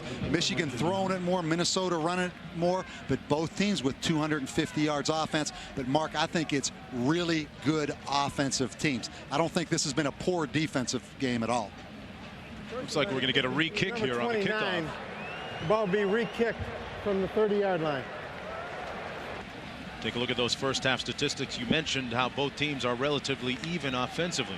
Mark, here's the stat. Michigan with 50 plays averaged 5 yards a play. Minnesota with 28 averaged 9 yards a play. So if you're Michigan's defense, keep Minnesota from getting the big play. But Michigan with 50 plays in the first half and really only 17 points. But both these offenses, I think, impressive. As for Steve Preston, Bob, back to him. You know, he missed Tuesday and Wednesday last week of practice after injuring his finger. He literally split that finger in half in the Iowa game here a couple of weeks ago. He actually went back into the game, made a couple of receptions, made a couple of catches before finally succumbing to the pain. But that young man has an incredibly high pain threshold, and he got back to practice on the field on Thursday. And the doctor said he's okay if he can deal with the pain. You're right. If I'm Glenn Mason, I'm nervous right now. Onside kick, but Michigan recovers it at the 44-yard line. That is a Glenn Mason trademark, the surprise onside kick. Willis Behringer recovering the loose ball for Michigan. Mark, I don't know that I can say I like that call. I mean, at some point, there is a surprise element with onside kick, and you went onside kick 2 seasons in a row against Penn State. So obviously Michigan's going to prepare for onside kick. At some point, you don't have to trick them. Minnesota's a good football team right now. So line up and let your guys play. I mean, to give them field position right here to start the second half, I question that call. Up to the 45-yard line on 1st and 10. Michael Hart on the carry. Powering forward over the right tackle. Run down by Terrence Campbell near midfield. Let's go downstairs to Holly. As I checked in with the Minnesota defensive staff at halftime to ask them how they can stop this potent passing attack of Michigan, they said that the problem that they are having with their defensive backs is they're drifting on those underneath and middle routes. He said when they see the ball, they've got to break immediately, try to tighten things up and play the ball a little better underneath. Guys? All right, Holly, and Braylon Edwards certainly one of the objects of their concentration. 2nd down and 5. Hart now with 65 yards rushing in the ball game, adding to the total right here. Got about 5 more right near the 1st down marker at the 45-yard line. Got a nice block up front from his tight end, Massaquoi. Mark, we have to go back to that onside decision right there. You know, particularly after he had the 5-yard penalty, which puts the ball back on the 30-yard line. And obviously he saw something on the tape that he thought he could punch that ball over the front line. But you know, bottom line, if it worked, great. But I think it's too high risk, too high reward potential right there, particularly in a 17-14 football game. Afraid of rolling the dice. 3rd down and 1. Hart on the second effort got the 1st down and then more real estate. Down to the 33. Michael Hart had a chance, but Mark Lossley, number 97, the defensive nose guard, tackle had a shot at him, Bob. Mark, when you look at Michael Hart, his upper body is not developed yet as much as obviously going to be developed, but his lower body, great lower body strength. And right here on this 3rd and short, you're going to see right there, I mean, he stays alive and breaks out of that pile. So strong legs.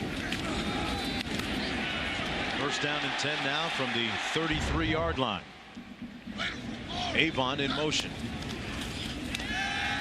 Play fake. Henne with plenty of time, and in the flat, Hart couldn't get the handle of the poorly thrown ball that time by Chad Henne. And Bob, you had a chance to speak with one of the strength and conditioning guys before the game, and you talked about the development of Michael Hart's body. How tough is it to get freshmen to buy into getting in the weight room and really working on their bodies? Mark, I think it's pretty easy, because what happens, those freshmen come in and they look at those older guys in the development of their body and they say, you know what, I want to look like that. And a guy like Chris Perry, who's incidentally back here this weekend for this game, he goes out and he's a first-round NFL draft choice. So Michael Hart looks at Chris Perry and says, hey, that's what I want to look like in 4 years. That body by Jake. Edwards was in motion. Henne right over the middle, picked off that time. Owens with the pinch. Owens on the move, and Minnesota into Michigan territory at the 47-yard line. That's Minnesota's 8th interception this season defensively. Brandon Owens, we mentioned he was a free safety. He splits time with Dominic Sims at outside linebacker. And right here, Mark, a freshman is a freshman. And he just flat made a terrible decision right there. And Minnesota dodges the bullet. So after all the conversation, the onside kick really no factor. Greg Hudson, defensive coordinator, looked like he wanted to throw a block on the sidelines. But Mark, you see Chad Henne, you said it at the intermission, he makes great plays, but he is still a freshman, and he makes some freshman mistakes. Maroney looking for a great play, pushed out of bounds right near the line of scrimmage, and it was the first interception in the last 79 attempts for Henne. Yeah, Bob, he does seem to kind of live on the edge at times with some of the passes that he chooses to throw. He's so strong-armed, Mark, that he wants to make plays every time he drops back. And sometimes you just have to be patient. But what a big play for this Minnesota defense. 2nd down and 9. Maroney in the ball game. The lone back, a 2 tight end formation.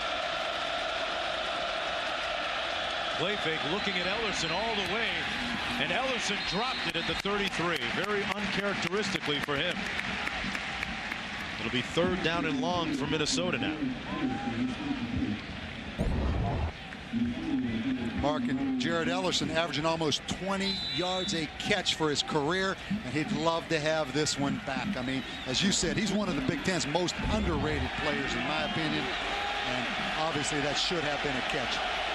3rd down and 9 for the Gophers. They need to get to the 36-yard line.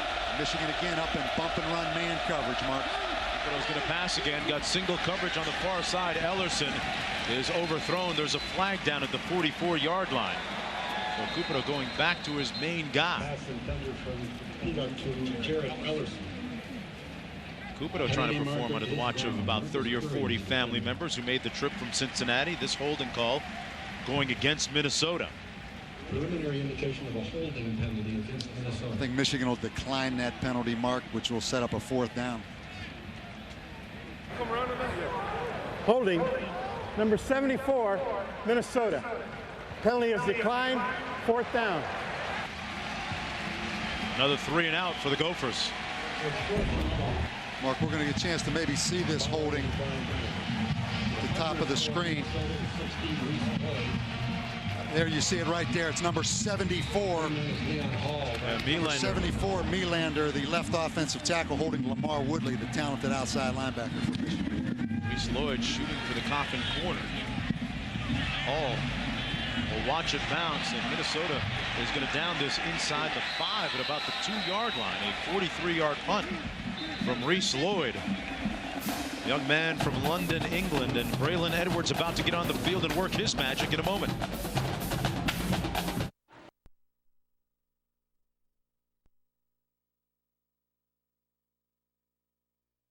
Your cholesterol. Michigan leading by a field goal, 12:25 to go in the 3rd quarter. Each team has had the ball once, in our Applebee's hometown hero this week, Braylon Edwards from nearby Detroit, Michigan. Actually, his father, Stanley, played at Michigan from 77 to 81. Had some very productive years as we go back in the time machine. The Rose Bowl in 1981, he gained 68 yards, scored a touchdown as well. There's a look at Stanley, a pretty good blocker as well. And I know you love those high white socks they used to wear. Back in the day, baby. And I'll tell you, Mark May and Trev Alberts lit up too, because they used to wear those high white socks just like that. I always felt that the high whites made you look fast. No question. There's no doubt about it. Good. First down and 10 from Michigan. A little illegal motion in the backfield. Tyler Ecker, number 89, the tight end, and Kevin Dudley, the fullback, both moving prematurely. Mark, no exchange on that onside kick opportunity. I'll start. Number 89 and number 32, Michigan. By Minnesota. After distance to the goal remains first down. And also the interception. So no points exchanged right there, but obviously how it affects field position. Just a moment ago, Michigan had the ball on Minnesota's 40-yard line. Now they're back on their own goal line. So field position was affected by the interception by Henny. First down and 11, and Henny keeps it himself on the quarterback sneak out to the 3-yard line. Second down and long now. And let me ask you this question. Go ahead. Do you think Braylon Edwards is a legitimate Heisman Trophy candidate? I'd have to say he's the leader right now. I love the big play potential that he has. I love his impressive numbers. He's been definitely a game breaker and a big factor in each and every one of the games and their wins so far. I think the problem, punt returner, kick returner. If you're going to be a receiver and win it, you have to be a punt returner, kick returner. And good blocker on special teams. I know, but that blocker, there's not many guys sitting out in Sacramento right now with a vote worried about those blocks. What they want to see is that kickoff return or that punt return. Well, he did blow up the punter. Kyle McKenzie on the stop on Michael Hartis. We have a little proof. Look at his work on special teams last week. First of all, a little hitch and go, catches the long ball right here for a 79-yard touchdown. But here's what's really impressive, Mark. Out here on the punt return. I mean, that is an unbelievable lick. I love that block. It lost a little credibility when I found out that was Indiana's punter that he knocked out right there, but still a great effort. On third down and 10, Edwards in motion. Going to run it out of the end zone. Michael Hart stopped up right at the line of scrimmage at about the 3 by Anthony Montgomery, and it's fourth down. In comes the punting unit to a smattering of boos from the over 110,000 here at Michigan. Good defensive stance that time by Greg Hudson's defense. And Mark, it all started 2 series ago, obviously with the big interception by Minnesota, created this field position right now. And it's easy to call defenses when they're backed up on their own 1-yard line. Finley with the punt. This third of the afternoon, Marion Barber III standing at Michigan's 42. They're going to get a chance to return this one. Barber skipping free down to the 34-yard line, about a 7-yard punt return for Marion Barber III in Minnesota with its best starting field position of the afternoon, trying to snap that insidious streak of 15 straight losses to the Wolverines when we come back.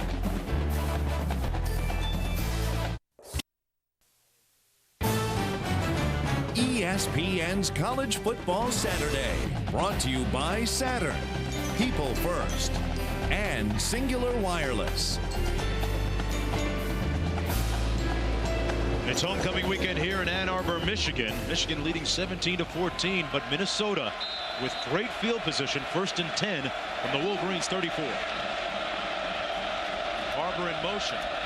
They give it to Maroney, and he got about a yard. And let's revisit football 101. Bob breaking it down in the lab. Mark, this inside zone is Minnesota's best play, and patience by the back is imperative. Right here you see early on in this play, there's not many gaps evolving, but right now by being patient, letting the center Esslinger get a great block, Maroney's able to take advantage of that crater right there. So don't get the ball and just charge the line of scrimmage. Be patient, let the play develop. Second down, Ellerson in motion. They give it to Maroney. Got a nice block from Ellerson, and Maroney tiptoed out of bounds near the first down marker, just inside the 25-yard line. Maroney had that 80-yard touchdown run in the first half. Mark, here's my point.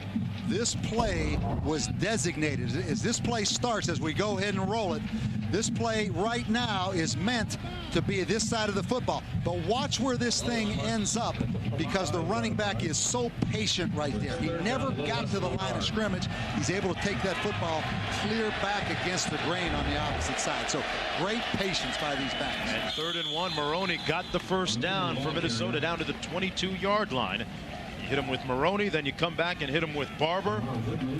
A great duo coming into the game. Minnesota averaging over 323 yards per game. 3rd in the nation. Michigan's rush defense was number 1 in the nation coming in, but they have given up 175. It was number 22 Maroney who said, imploring his teammates before the game, we are going to get way more than the 47. They fulfill that. 1st down and 10.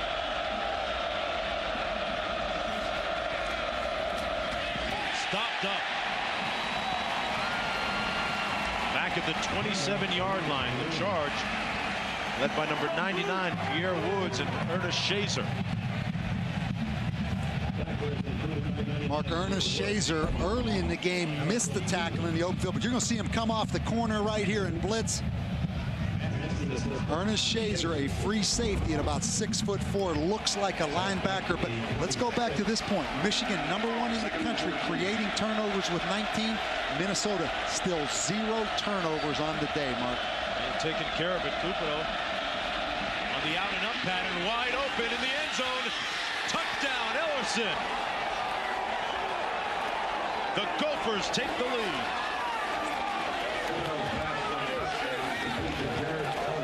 Jared Ellerson with his 3rd touchdown catch of the year, the 10th of his career. How about Ellerson, Mark? Bouncing back from dropping that football on 2nd and 10 a series ago on the out and up, makes a play for the touchdown. Pay attention on this extra point. Minnesota has struggled. They've had 2 extra points blocked in the last couple of games. This one knocked through by Reese Lloyd. Ellerson with the touchdown makes it 21-17. And Mark, anytime a receiver is going to run a double move, the quarterback is probably going to take a lick, because it takes a long time to develop. And watch right here, Cupido, a little hitch, delivers the football. And Jared Ellerson with the finishing touches. Minnesota leading by 4 when we come back.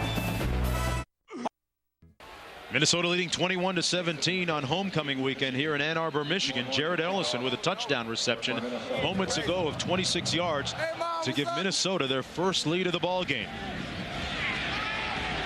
And Preston going to take a knee 2 yards deep. One more look at that touchdown from Ellerson. Mark, you said it, Ellerson on an out and up. He's going to go down, do a little out route, and then run up the field. And watch Marcus Curry. He knows he's beat. Right now, he knows he's beat. He tries to reach out and grab Ellerson, but Ellerson runs right by him. And give Cupido credit, Mark, for standing in there, taking a lick, and delivering that football. But let's go way back to the first series of this 2nd half.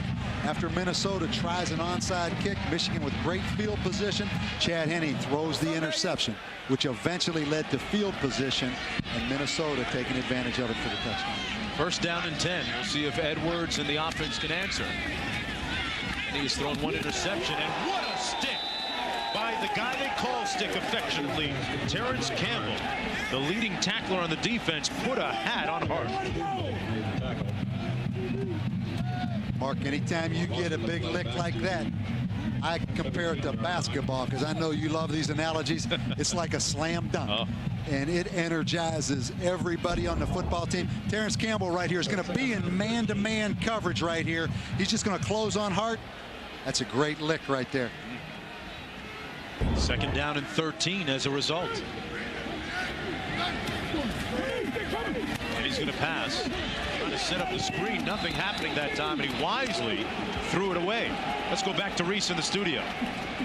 Guys, I believe there is a Heisman candidate in the Oklahoma backfield, but I don't believe it's the guy that already has the Heisman. Adrian Peterson, over 100 yards on the day, ripping off 17 against that Texas defense. But then Brian Robinson with the big stick on Peterson to hold Oklahoma to a field goal. 6-0. Sooners have the lead early third. All right, Reese, I had no idea that would be such a low-scoring game. 3rd and 13.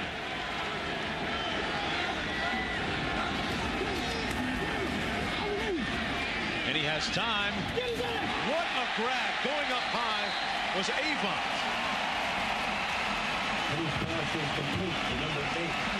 First down, Michigan at the 34. Mark, I go back to this point. Minnesota only 8 sacks on the season. That takes time right there. You watch Chad Henne step up in this pocket and the throwing lane created. Now, that is a great catch by Jason Avant, but how about that offensive line staying in there and protecting? But that does show some athleticism right there by Avant. Sure did. A pickup of 17. First down and 10. Pass again. Looking up top for Edwards. That's out of bounds. Yuki Dozier, who was victimized on a touchdown catch by Edwards in the first half, in on the coverage along with Justin Fraley, the strong safety. Mark, again, Braylon Edwards, the point I want to make. Little double move right there. Michigan has made a commitment, in my opinion, to throw the football down the field. And I think that's an excellent decision by Lloyd Carr and Terry Malone, because obviously Chad Henne has the arm strength, and they do have these big, tall, talented receivers. On second down and 10.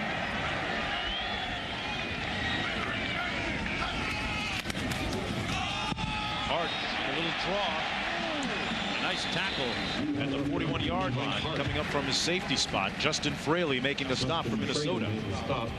It'll be third down and about 4 to go for Michigan, with 7:05 to go now in the third quarter. For Minnesota, this game has a lot of consequences. The most important one that they must win this game to gain some kind of credibility.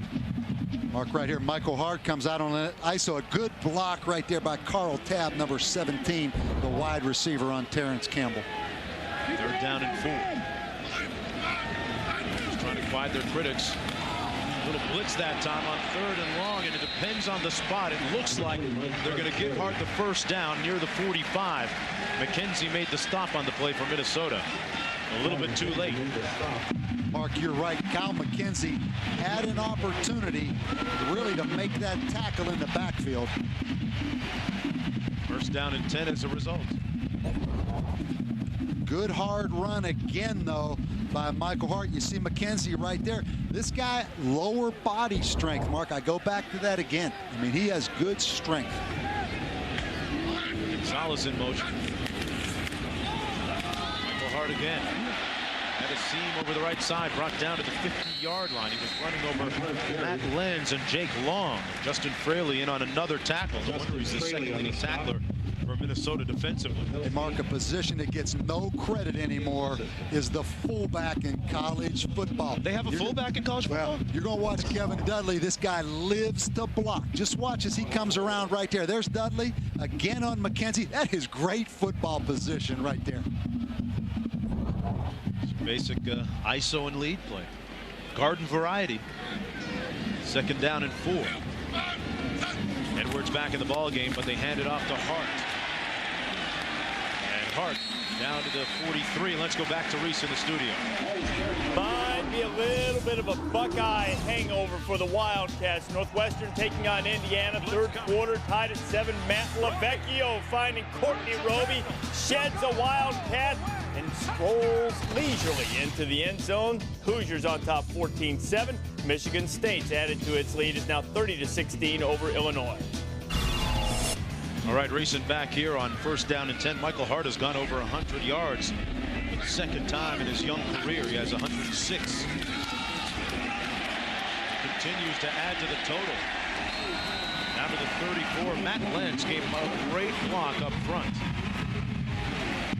You have to be impressed by the play calling of Terry Malone, Mark, and I think the point, Michigan passes first to run second. You think back how Michigan started this football game throwing the ball. Now they're in a run mode. Again, Dudley the lead blocker, and again, Michael Hart, good leg drive right there. But Michigan, because they're able to throw, definitely has softened up this Minnesota defense. This is the 10th play of the drive. Given time again, looking for Edwards again. And it's picked off. It's picked off in the end zone. They were waiting on that one. Number 25, Yuki Dozier, with a little bit of atonement after giving up a touchdown to Edwards earlier. That's the second interception of the game for Chad Henne.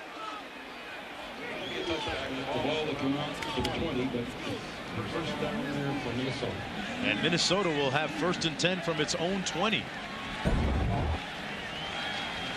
Mark, we look at Edwards. Yuki Dozier really in a 3-deep zone, bails out, and truth be known, Chad Henne underthrew that football. He's better off to throw it high and outside. He gave Yuki Dozier an opportunity to undercut and make the play. Marion Barber III countering for Minnesota now. Marion Barber. Out to the 23-yard line. Marion Barber and Lawrence Maroney, the two-headed monster at running back for Minnesota. Mark, I think Michigan has done a great job defensively of stopping the outside zone play, that wide stretch play.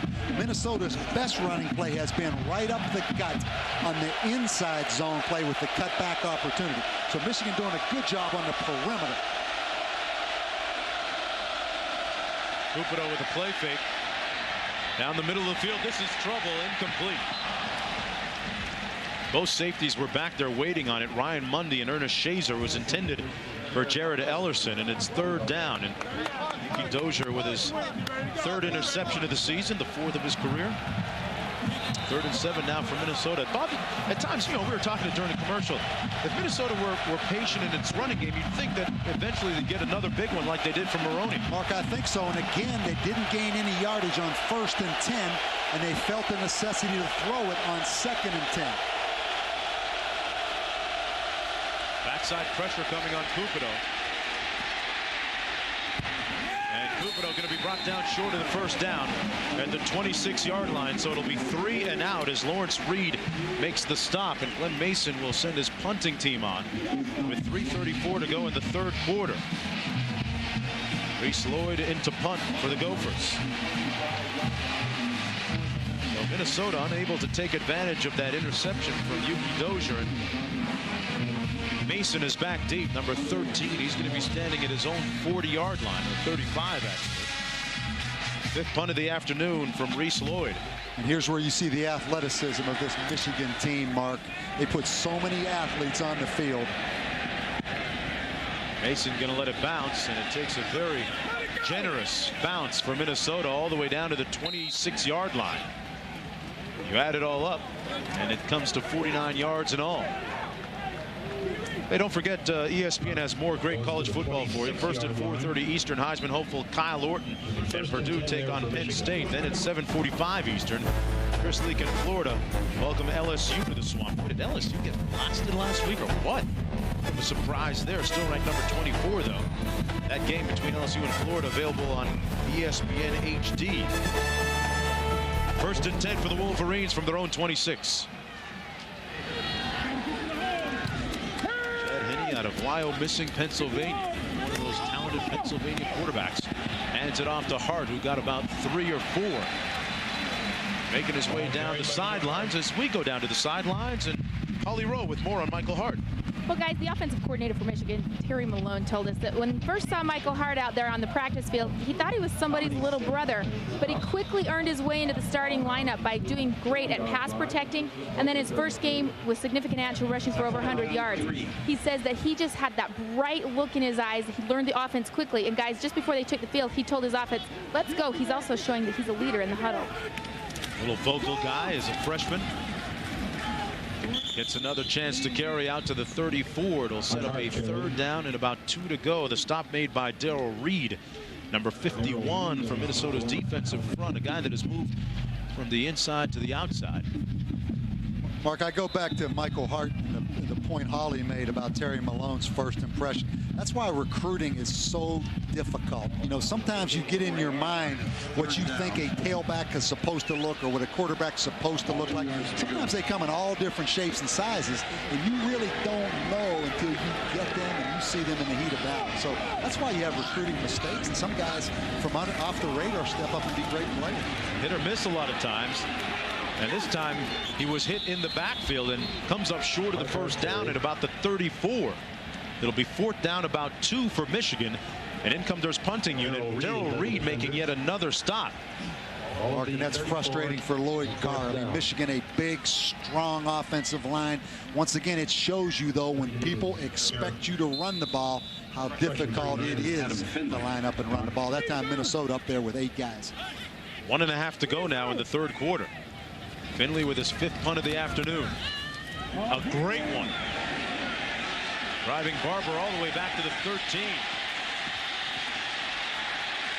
And Barber is brought down at the 15-yard line by Ernest Shazer.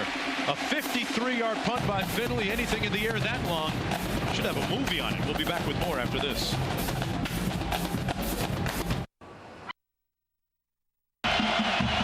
It's the battle of the Little Brown Jug on College Football Saturday, presented by Crestor. Glenn Mason's team needing a big win here today. A 5-0 coming in. And you get the feeling they want to prove it not only to everyone else but to themselves with a big win today, perhaps over Michigan. Maroney back in the ballgame at tailback, brought down to the 17-yard line by Larry Harrison. Bob, they have waited 12 months for this moment to reemerge. 12 months for another shot at Michigan. 12 months for the time when they can get back what they let slip away last year, going into the final quarter leading by 21 points before Michigan stormed back to win under the dome in Minneapolis. Mark, and it's a huge game in the big picture. They're a 5-0 football team. Their next 3 games are Michigan State, Illinois, Indiana. So you see how big this game is to Minnesota. A toss to Maroney into the boundary, still on his feet. Lawrence Maroney got out to the 23-yard line, brought down by Gabe Watson, and Maroney getting up a little bit slow. It'll be 3rd down, about 3.5 to go for Minnesota. Along with Gabe, Mark, you have to really be impressed with Lawrence Maroney. He runs a 4.35 40. He's strong. Came into this game 6 straight 100-yard games, averaging 134 a game. He's the real deal. Out of St. Louis. Biggest thing to come out of St. Louis since Nelly, the rapper. Is that where Nelly's from? You got it. Yeah. Maroney says he grew up with Jay Quan, another famous rap star. And Glenn Mason looking to make some sweet music with his Minnesota team as they lead 21-17 after 3 quarters of play. Looking to snap that 15-game losing streak against the Wolverines and take home the Little Brown Jug. Ellerson looking for more big plays, and maybe there's one big play left with Cupido too.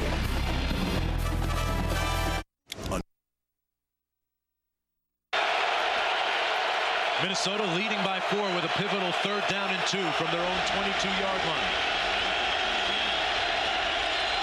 Maroney in the backfield. Forgiveness to Maroney, tripped up.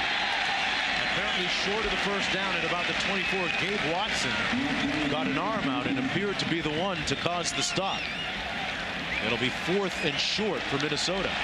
And Mark, Michigan's going to stop and force a 4th down punt right here. But if you're Minnesota, Cupido, the quarterback, has done an excellent job taking over for Asad Abdul-Khalid, but the fact is he's not a runner, so you eliminate quarterback draw, you eliminate option. It makes it a lot easier in those 3rd and 3 situations defensively because you don't have a runner at quarterback. A little different from a season ago, Bob, when they had Asad Abdul-Khalid almost blocked that time in the backfield. Instead, Reese Lloyd gets off an amazing go-down fumble. Minnesota recovers.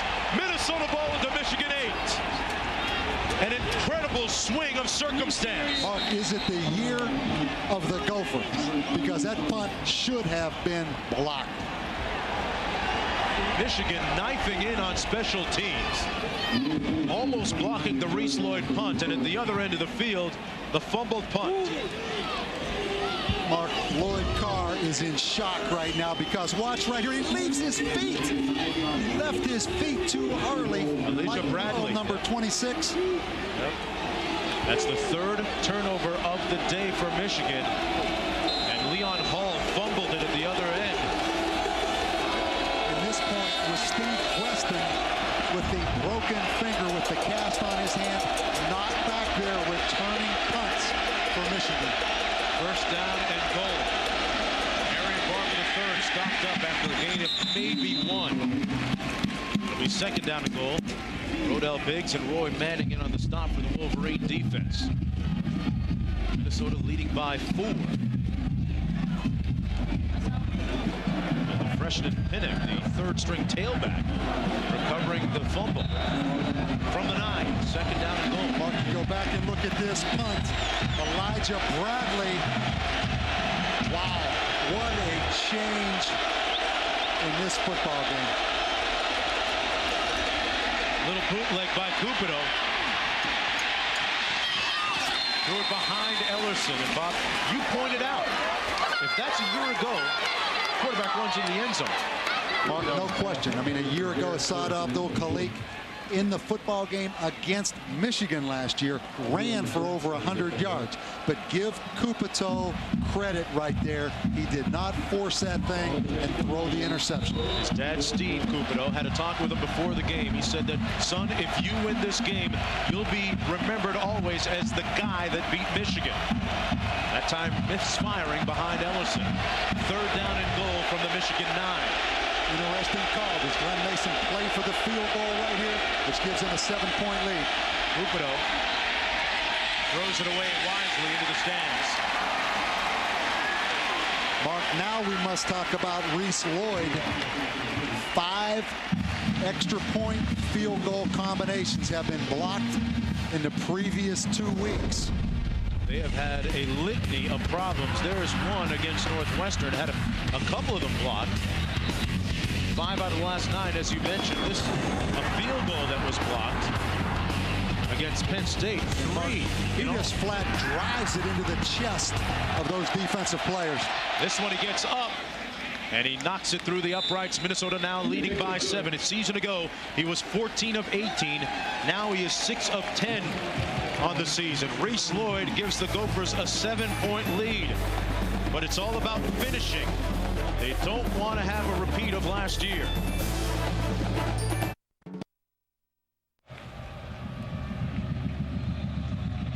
Minnesota now with a 7-point lead here. College Football Saturday presented by Crestor. And Reese Lloyd booms this one through the back of the end zone. They'll come back out to the 20-yard line for Michigan. Chad Henne has had a tough time passing the ball in the second half. Mark, in Michigan with 3 turnovers in the second half. The 2 interceptions, also the fumbled punt that we saw a moment ago. That one right there really hurt the first series of the second half. Here he underthrows Braylon Edwards. And a punt that should have been blocked by Elijah Bradley turns into a big Minnesota turnover. The good news, Mark, Michigan's defense stepped up, held them to a field goal. Again, we see the jumbo bunch formation out here with 4 receivers. You know there's another play off this besides just the jailbreak screen. Edwards got some good blocking out in front of him. He got a first down beyond the 30-yard line. Boy, those 3 guys out in front of him really parted the Red Sea, so to speak, there. Mark, that's really like a backyard football play. I mean, there's a bunch of little kids out there in America right now on a Saturday afternoon running this same kind of play. Just put 3 guys out there in front and throw it to Braylon Edwards. Excellent tackle right there by Justin Fraley in the open field. Terry Malone becoming even more creative. First down and 10. We didn't see any of that against San Diego State a few weeks ago. This offense really evolving. Avon in motion. And back to pass. Edwards open and a first down. His forward progress going to be marked at the 44. He was working on Tremaine Banks that time. Mark, it's scary to think what Chad Henne, if he can stay healthy, is going to look like 3 years from now. Because I'll tell you what, not many guys in college football throw this with the velocity that he just threw that football. I mean, it really is a little bit frightening. If you're on that Michigan schedule down the road, I mean, this guy is going to be something now. Just one of 2 true freshmen to make their season debut for the Wolverines. First down and 10. Edwards, meanwhile, continuing to put up some good numbers this afternoon. Mark, I go back to Chad Henne. I've played against a lot of Michigan quarterbacks. Henson, Brady. This kid, in my opinion, potential is unlimited. He has a rocket for a gun. And just watching the evolution of him since the early in the season, he is still a true freshman. That's just 5 games in. Michael Hart, another true freshman. Through the heart of the defense, down to the 39, a first down. Pavelski finally making the stop. deep in the secondary for the Gophers. Again, Mark, Michigan throwing to be able to run. They ran the jailbreak screen. They throw the out to Edwards. Now they come back on a little draw. Minnesota playing pass. That's a gaping hole right there. So again, Michigan's best offense, in my opinion, is throw to run, not run to be able to throw. Changing times here at the University of Michigan. First down and 10. Draw play this time to Hart. He stopped up at the 36. Got about 2 on first down. And let's go back to Reese in the studio. All right, Mark. Nation's longest losing streak, Army. Lost 19 in a row coming in, taking on Cincinnati. This is Tyler Robinson, a 12-yard run for the Black Knights of the Hudson. Hey, they're not quite to halftime yet. It's 32-29 Army over the Bearcats. That is unbelievable. For me to see basketball game. 32 points in the first half, and they're not running the wishbone, much to Trev Albert's delight, because he's anti-wishbone. Isn't he anti-offense? No, he's anti-wishbone. Oh, okay. Michael Hart, meanwhile, the injured Michigan player on the field, and now good to see him get up. This is what unfolded during the last run. His head went right into the turf. But Hart coming out of the game with 31 rushes for a total of 142 yards and a touchdown.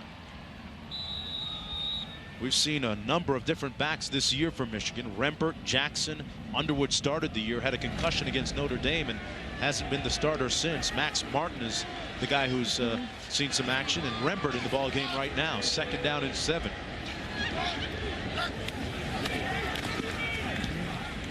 And he passes complete to Gonzalez. Check that, that's 8-bent. And it's another Michigan first down. Working on Yuki Dozier. And he throwing another dart out there. No question, Mark. And we can look at the other true freshman, Michael Hart. A career day for him as a young freshman running back as well. All those guys that published those recruiting publications missed on this guy. There's Hart again. Nice cut going upfield. Michael Hart out of bounds at the 14, tackled right there, and got a good block from Kevin Dudley. Mark, it's like when you get that little puppy dog and you're watching that little puppy dog start to grow some big old teeth right now, watching Chad Henne and Michael Hart. I mean, these two guys are gaining confidence in this Michigan offensive line. Their third combination this season. They're locked in right now, and this is an impressive display by Michigan, but they've got to get a touchdown. They're down 7. A pickup of 12 yards on the play. Minnesota on the midst of a 17-0 scoring run right now. First down and 10. Michigan trying to counter. Michael Hart again got about 3 down to the 11-yard line. Michael Hart has been a big reason why the passing game has really come alive in Michigan. When we saw them 3 weeks ago against San Diego State, they were really struggling to find somebody. Underwood had been knocked out of the game, the result of a concussion the previous week against Notre Dame, and they're really looking for answers, and Michael Hart stepped up in that game and really provided good offense. And Mark, one point on that, with the NCAA rules now that you get less practice opportunities in fall camp, it's hard to establish who the go-to guy is in fall camp. It's not like when Bo Schembechler was a coach, you go out there and scrimmage every day and find out. So you don't really know until you have a guy like Michael Hart until you get into the season, because you just don't get scrimmage opportunities anymore. Hart that time stopped on a dime and weaved his way down just shy of the 10-yard line. And third down right now, if you're Greg Hudson from Minnesota, find number 1, Braylon Edwards. With the big target that he is, he already scored on a fade route earlier. There's one other problem, though. Jason Alvon, number 8, is lined up down here, and you have Steve Breston right here. So they have a lot of talent out there on that field. And he's going to pass. And he's brought down. Nobody was open. Chad Henne is tackled at the 13-yard line, and it's 4th down. Greg Hudson's defense dialed it up. Got it done. And in comes the field goal unit led by Garrett Rivas. Rivas has made one today already from 38 yards out. Prior to that, he had missed 3 of his last 4 field goal attempts. This one coming from about 29 yards out. Low snap. Wasn't pretty, and he knocked the knuckleball through. With 9:36 to play, Minnesota's lead now sliced to 4 points. Mark, you said it wasn't pretty. It was a low snap right here. Gutierrez fights to get that ball down, and that ball was knocked down, but Rivas drilled it through. Style points don't count anyway. We'll be back with more after this.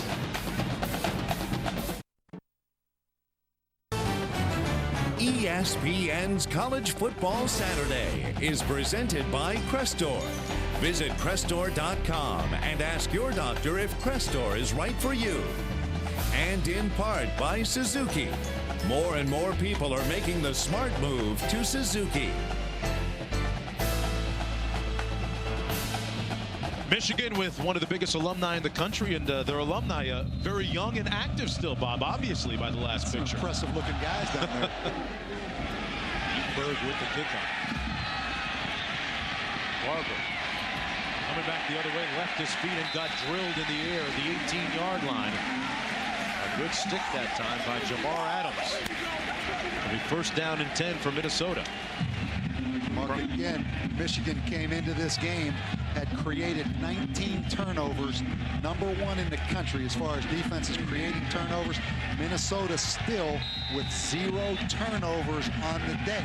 But this is an opportunistic, swarming Michigan defense. Ryan Cupido, the quarterback. Cupido with some 30 to 40 family members in attendance here. He actually had an uncle that scored 4 tickets from an ex-Michigan player somehow.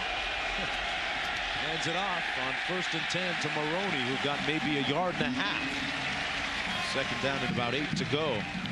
Glenn Mason said of Cupido, he said, hey, just because Asad Abdul-Khalik is gone, Bob, doesn't mean that we're going to go back to football 101. This is a young man that has watched for a couple of years, has learned for a long time, and has now, via the first game against Toledo, earned a lot of respect from his teammates. You're right, Mark, and the only new starter on this offense from last year is Brian Cupido, so a lot of pressure coming into this season for him to step up. Second down and 10. Cupido wide open at the 25. The pass complete. Out to the 26-yard line. Nice reception by Ellerson, who's getting up a little bit slow. He was working on Ernest Shazer. Ellerson with a touchdown catch already this afternoon, and he is still down at the far side 25-yard line. It'll be third down and about 1 to go for Minnesota. That was the 6th catch of the game for Jared Ellerson, and Ellerson is an interesting story as well as we take one more look at this. Ellerson really stepped up the level of his play, Bob, a season ago. It looked like his neck got jammed back a little bit. No question, Mark. Ernest Shazer had Ellerson around the legs, and Marlon Jackson came in high and kind of snapped him back right there. Good to see him up off the ground. Yeah. Ellerson last season improved his work habits, and that was a result of him having a very serious vibe, a heart-to-heart with, interestingly enough, his younger brother, which went on to inspire him and had a great year last year, trying to build on that this season. Third down and 1, and one of their main offensive weapons, Ellerson, out of the ball game.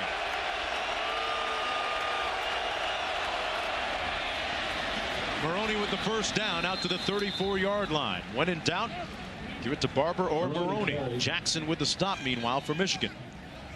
First and 10, Minnesota with 8:27 to go. Mark, in this Minnesota offense, a great byproduct of being able to run the football.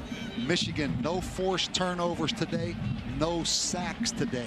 So they've basically taken Michigan's defense out of the creating play mode. Great job of taking care of the ball. Cupido on the play fake. Has a man behind the defense, and he overthrew his target. Ernie Wheelwright got his fingertips on it, but couldn't get it all as Leon Hall was beaten on the play. Mark, Ernie Wheelwright had an 80-yard touchdown against Illinois State. He averages 23 yards a catch. He's 6'5". Man, that was the football game right there. Straight man-to-man coverage. Probably should have laid out for that football. but you're right. Cupido just a little bit overthrown, but man, that could have been the football game right there. Second down and 10 as a result, 8:03 to go. Michigan again up there, man-to-man coverage. Mark committed to stopping the run. And that's what they do. Barber brought down just shy of the 35 by Roy Manning. This It'll be third and long. And this really sets up an interesting call. Again, we mentioned Brian Cupido, the only different player from last year in this Minnesota offense. Asad Abdul-Khalik, even though it's 3rd and 9, this could be a quarterback drawdown. We have not seen the jailbreak screen today at all from Minnesota. We've seen it from Michigan, but not Minnesota. Glenn Mason, the riverboat gambler, the sly fox out of Minneapolis, always with something up his sleeve. 3rd down and 9. Michigan coming with heat, and they got to Cupido back at the 29. Gabe Watson up front with the sack. And it's 4th down with 7:13 to go. The first sack of the day for the Michigan defense. What helped them, it was 3rd down and 10. Gabe Watson, Mark, this guy 340 pounds and can really run. A 4.940. Unbelievable for a man that size. And let's see who's back here returning this punt right now for Michigan. Steve Breston standing on his own 25. Reese Lloyd with the punt. Gets a good bounce. And Breston broke one tackle, but couldn't break the 2nd or 3rd. Brought down at the 24-yard line by Justin Fraley off the 43-yard punt. Reese, what's happening in that Red River battle? Well, Mark Miller's going to take us down to the Cotton Bowl where the freshman Adrian Peterson is having a defining performance. He has over 200 yards rushing for Oklahoma against Texas. Texas has been able to stand in there defensively, but Kewan Jones giving Peterson a breather. He goes in for the first touchdown of the day, and the Sooners have a 12-0 lead halfway through the 4th. A lot of great freshmen in these 2 football games today, Mark, because Chad Henne, Michael Hart, we're going to find out right now. You can just about take that freshman label off them right now. 5 games in. 1st down and 10. Plenty of time again. Hart with the catch out of the backfield. About the 28-yard line. Hart showing that he can catch the ball too. Mark, on that last drive, I want you to keep an eye on Braylon Edwards right here. It seems like his shoulder's bothering him, his right shoulder. So something to keep an eye on right there, but he is back in the football game. I don't think that little rotator cuff's going to affect him a whole lot. 8 catches, 57 yards, and a touchdown on 2nd down and 5. Avon in motion. Henne finds Edwards. And this guy is straight up scary in the open field. He's lethal. 1st down, Michigan. Tremaine Banks pushed him out of bounds. Mark, I think that shoulder's okay. Yeah, I'm with you on that. And I'll tell you what, that right shoulder on number 7 that just threw this is definitely okay, because again, I mentioned before, Michigan will adjust their routes depending on what coverage the defense plays after the ball snap. So it doesn't do Minnesota any good to be up there pressed and then bail out, because Michigan's just going to convert. And it takes a quarterback with a gun to be able to throw that deep out like that. Henne with a lot of poise, relying his age on 1st down and 10. Gonzalez in motion. Hart on the carry, got about 2. Brought down by Eric Clark. Chad Henne, as you mentioned, Bob, continuing to mature and grow, and he told me an interesting story about how during his high school days he endured a little bit of adversity. I'm Mark Jones along with Holly Rowe and Bob Davie. Michigan trailing by 4 and getting back to Henne. He said that in one of his regional championship games, his left non-throwing shoulder actually popped out. He only missed 2 plays, got back in the game. They popped it back in. That's the kind of tough guy that he really is. 2nd down and 8. Edwards couldn't come up with the grab that time at the 31. A little bit too strong that time by Chad Henne. Mark, now if you're Lloyd Carr, you're going to see Chad Henne overthrow again. When they get the soft corner, they convert it to the out on Yuki Dozier. But interesting here on 3rd and 8. Ball at the 39-yard line. You have to think that Lloyd Carr will go for this on 4th down if they gain some positive yardage here. So not a bad drawdown just try to get it back to a manageable 4th down right here. On 3rd and 8, 3-receiver formation. Oh, what a great defensive play by Justin Fraley. No flag. He came around the intended receiver, the tight end Tim Masakai. And Fraley, Mark, a guy that was a linebacker, now a safety, playing man-to-man coverage on the tight end. Great job of what you said, coming around without getting pass interference. We're going to see right here at the bottom, Fraley just sitting on the tight end. Great job of keeping that left hand off the back of Masakai. And he out of the ball game, and Finley going to punt. Good decision, Mark, because Michigan has 3 timeouts left. I go back to the 3rd down. If they could have made some positive yardage, I think Lloyd would have gone for it. But 4th and 8, you got to punt it with 3 timeouts left. Finley doesn't get off a good punt at all. That's not even going to bounce inside the 20. It's going to be marked at about the 24-yard line. Minnesota just 4:57 away from snapping that 15-game losing streak. Will the jug be theirs? ESPN Classic presents Memories of the Jug. Leading Michigan 28-7 in the 4th quarter, it appeared that Minnesota would recapture the Little Brown Jug for the first time since 1986. But then came a furious Wolverines rally. Touchdown, Michigan! A 33-yard field goal by Michigan in the game's final minute capped the greatest comeback in school history, and the Jug was safe in Ann Arbor. But what will the conclusion hold this year for Minnesota? Leading by 4 points with the ball, 1st and 10 from their own 24. Minnesota only with 62 yards total offense in this 2nd half. This Michigan defense has settled in and stopped this run. On the end around, nothing doing. Brought down at the 18 is Jakari Wallace. Ernest Shazer with the stop. Shazer, the real emotional leader for that defense. Lost about 7 yards. It'll be a timeout called by Michigan.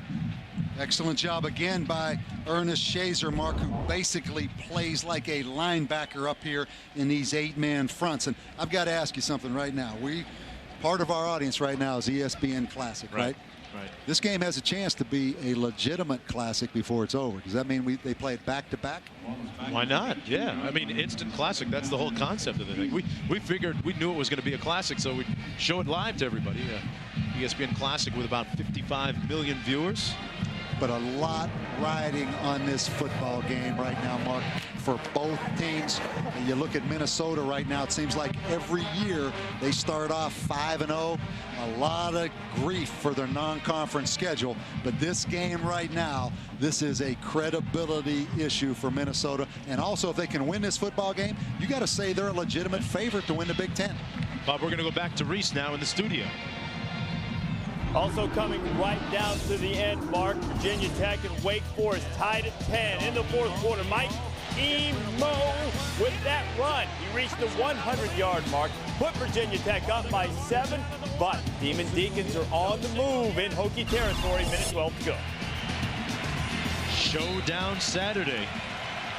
Living up to the billings. 2nd down and 16 for the Gophers. Perilously dangerous field position inside their own 20. They run the draw out to the 19. Barber got about 3 back. Lawrence Reed making the stop on the play. It'll be 3rd down and long. They've got to get beyond the 34 for the 1st down. And Michigan calls it 2nd timeout. They've got 1 left. Minnesota with 3 remaining. Well, Sunday night on ESPN, 2 teams with high expectations this season meet in the nation's capital. Ray Lewis in Baltimore taking on Clinton Portis and the Washington Redskins. A couple of great running backs. I love when Ray Lewis does that little dance that he does before games. You really like that? I'm not ready to try that, but I wish I could do it. You know, I don't particularly like it. I've got to be honest. Gets the guys all ready to go. That's why I like college football. They get them souped up, Bob. Let's get back to this again. Come on now. Give me the dance. Can I just make my point? Go ahead. This is why I don't like celebration. And I make this point. Even pregame? At some point in the NFL, let me finish my thought here, because I know you appreciate this.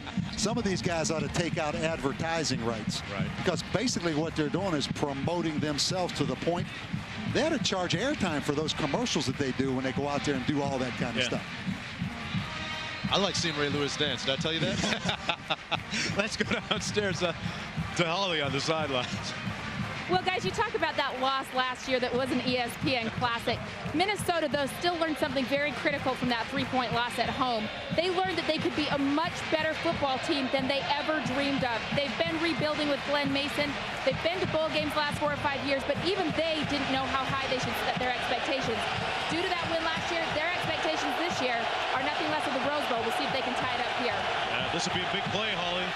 Michigan coming with pressure up top. It's caught and complete at the 48-yard line. Wheelwright atoning for that earlier miscatch, catching it this time, and a huge play for the Gophers. A first down inside Michigan territory, and the Wolverines with just one timeout remaining. 4:43 to go. You have to wonder, Michigan up here, straight bump and run, man coverage. It's 3rd down and 15, and they simply go to the 6'5" Wheelwright right there. Wheelwright on Marcus Curry, and he makes a play. Give Cupido credit, give Wheelwright credit, but also question Michigan. Straight bump and run on 4th down and 15. Got it down to one guy going up and making a jump ball play. Pickup of 34 yards. Marion Barber III, actually Maroney, stopped up that time by Shazer, who knifed through the defense to make the stop. That's going to be a loss of about 5 yards on 1st and 10. And Lloyd Carr obviously used 2 of his 3 timeouts, Mark, on that last series. But give Minnesota credit. 3rd down and 15. They're a predominantly run team, but you have to question straight bump and run man coverage with no help behind it on 3rd down and 15. That might have been the biggest throw of Brian Cupido's career, the biggest completion of his career, and the biggest catch of Wheelwright's young career. Mark, I think he's going to get a chance to throw it again here, depending on what happens on this 2nd down, though, because they had a negative yardage play on 1st and 10. Off to Maroney. Maroney stopped up again by Shazer. We were told that Shazer was going to have to play a big game for Michigan defensively. He's done just that. Mark, you're right. Stops. And here we are right back again in another 3rd down and 16 situation. Minnesota unable to run the football, which is a little bit surprising. Part of it because Ernest Shaders and 12 tackles. I don't think Michigan will be in straight man-to-man coverage right here again. I look for them to play a two deep look, make Minnesota execute. Ellerson is going to be split to the top of the screen. Wallace beside him in the slot. And we're going to have a timeout. This time Minnesota burning one of its remaining timeouts. They're down to 2 now. Minnesota has lost 15 straight times to Michigan. They're trying to snap that streak this afternoon. And ESPN with 2 more great football games coming your way at 4:30 Eastern. Kyle Lorton and Purdue, number 10 in the country, taking on Penn State, who lost to this Gopher team last week in Minneapolis. And then it's LSU taking on Florida at 7:45 Eastern time. That game available in high definition on ESPN HD. Is Kyle Lorton the best quarterback in the country, Bob? Mark, I think he is right now without any doubt. I mean, you look at, I think he's close to 150 pass attempts on the season, 0 interceptions, 17 TDs. I've watched the evolution, as you have, of Kyle Lorton. Extremely strong arm, extremely talented when it comes to checking at the line of scrimmage. He's the real deal. I think he's as good as any quarterback in the country. I'll say that. Chad Henne getting a lot of acclaim as well at quarterback. But 3 costly interceptions here in the second half from Henne. 3rd down for Minnesota, 16 to go. They've got to get down to the 37 of Michigan for the first down. Mark, I think a big decision. Jim Herman, the defensive coordinator, again right here, is going to go man-free coverage. He's going to lock those DBs on underneath. So it could be a one-on-one jump ball situation. And a little premature movement by Melander, Ryan Melander. The left tackle for Minnesota. That doesn't make things any easier for the Gophers. False start. Number 74, Minnesota. 5-yard penalty. Remains 3rd down. How do you come out of a timeout and have a miscue like that, Bob? Is that just the crowd? Mark, I think once again, I mean, it's a 3rd and 15 situation. Minnesota's not used to being in long yardage situations, and the offensive tackle just flinched a little bit. But now Michigan decides to go with 2 deep safeties back here play a little bit more conservative. Not a bad run-draw situation for Minnesota, Mark, to keep that clock moving. Have another whistle down on the field. And Minnesota calls another timeout. So they call a timeout, get a penalty, and then call another timeout. So they're down to 1 now with 3:18 to go. Cupido consulting with that wristband.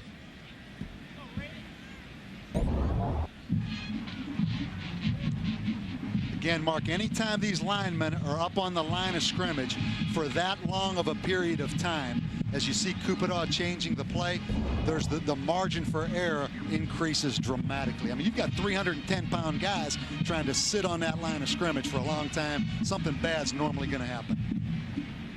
Third down and 21.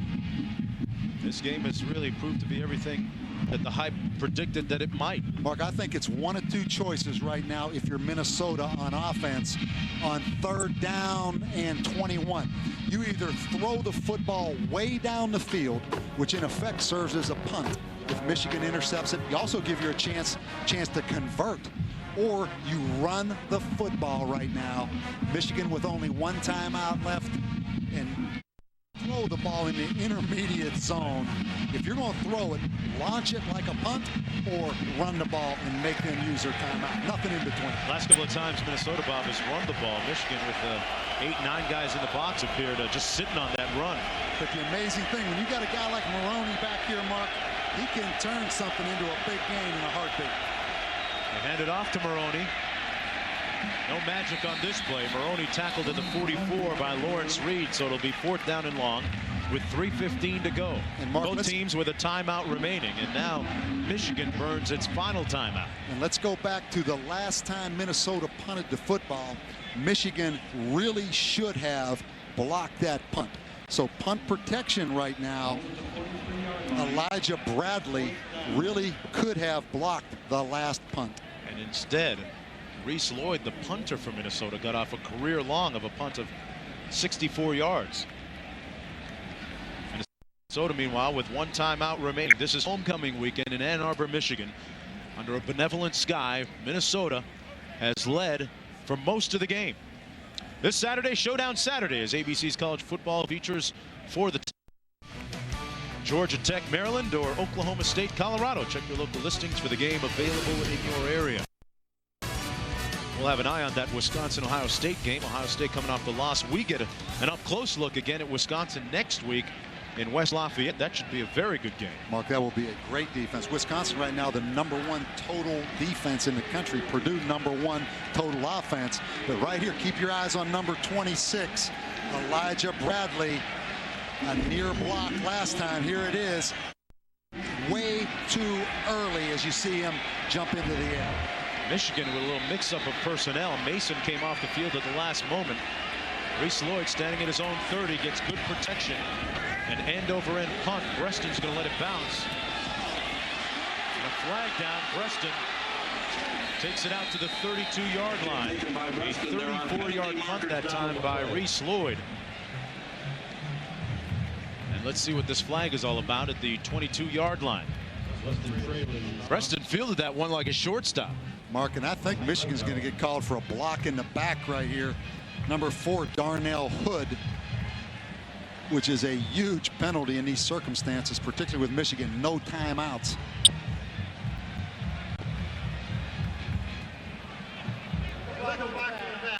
On the return team by number 4, penalized 10 yards from the spot of the foul.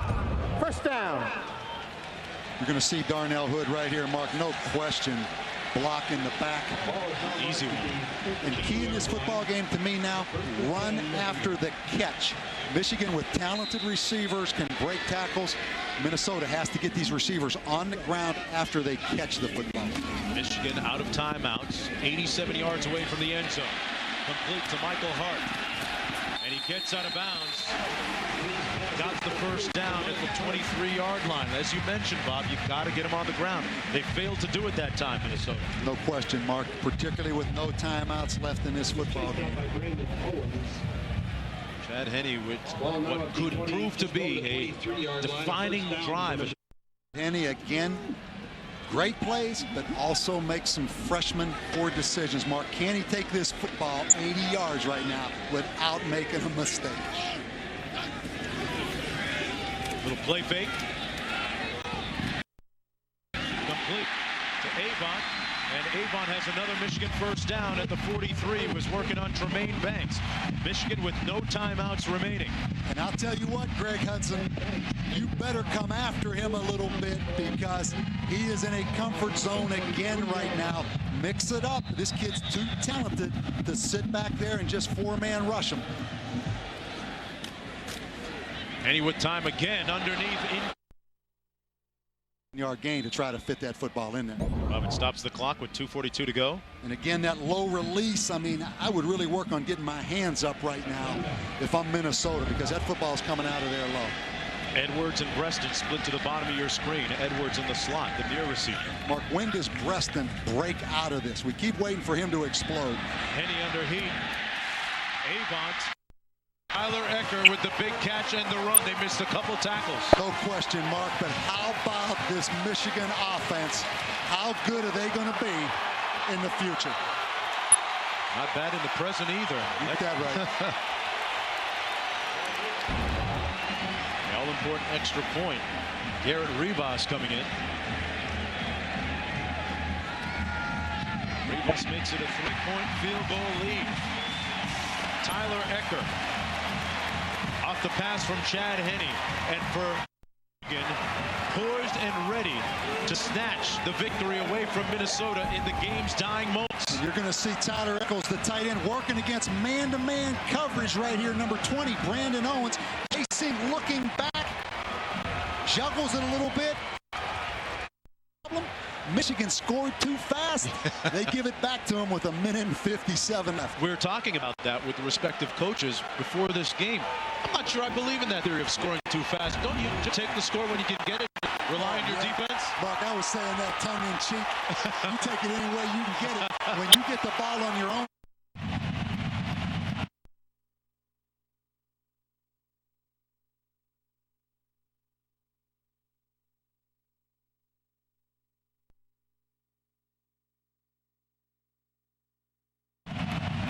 Michigan with the 3-point lead, 1:57 to go.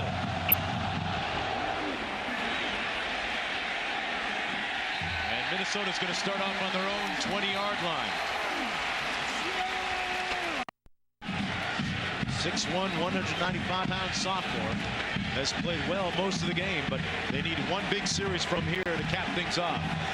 Gabe Watson had a couple of big sacks in the last series. He's been stout up front defensively for Michigan. Mark, keep your eye on big wheelwright number 82 down here. 6'5", again, pump and run coverage up on his nose. Cupido's going to pass. Incomplete at the 40.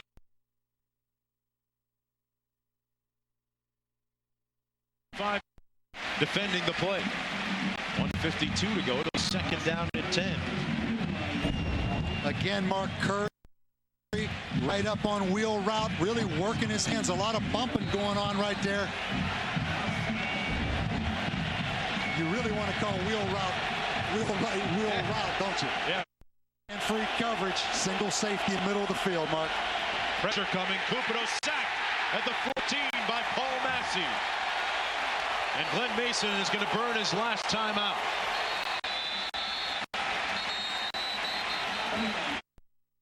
Has to get over the hump and beat Michigan if they're going to be a legitimate favorite in the Big Ten. And Michigan takes that football 86 yards with no timeouts.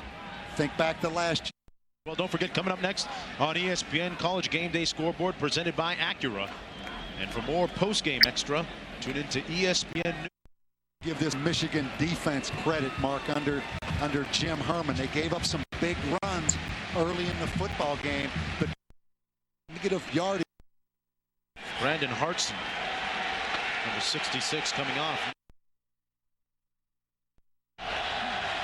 Cupido, incomplete, no flag.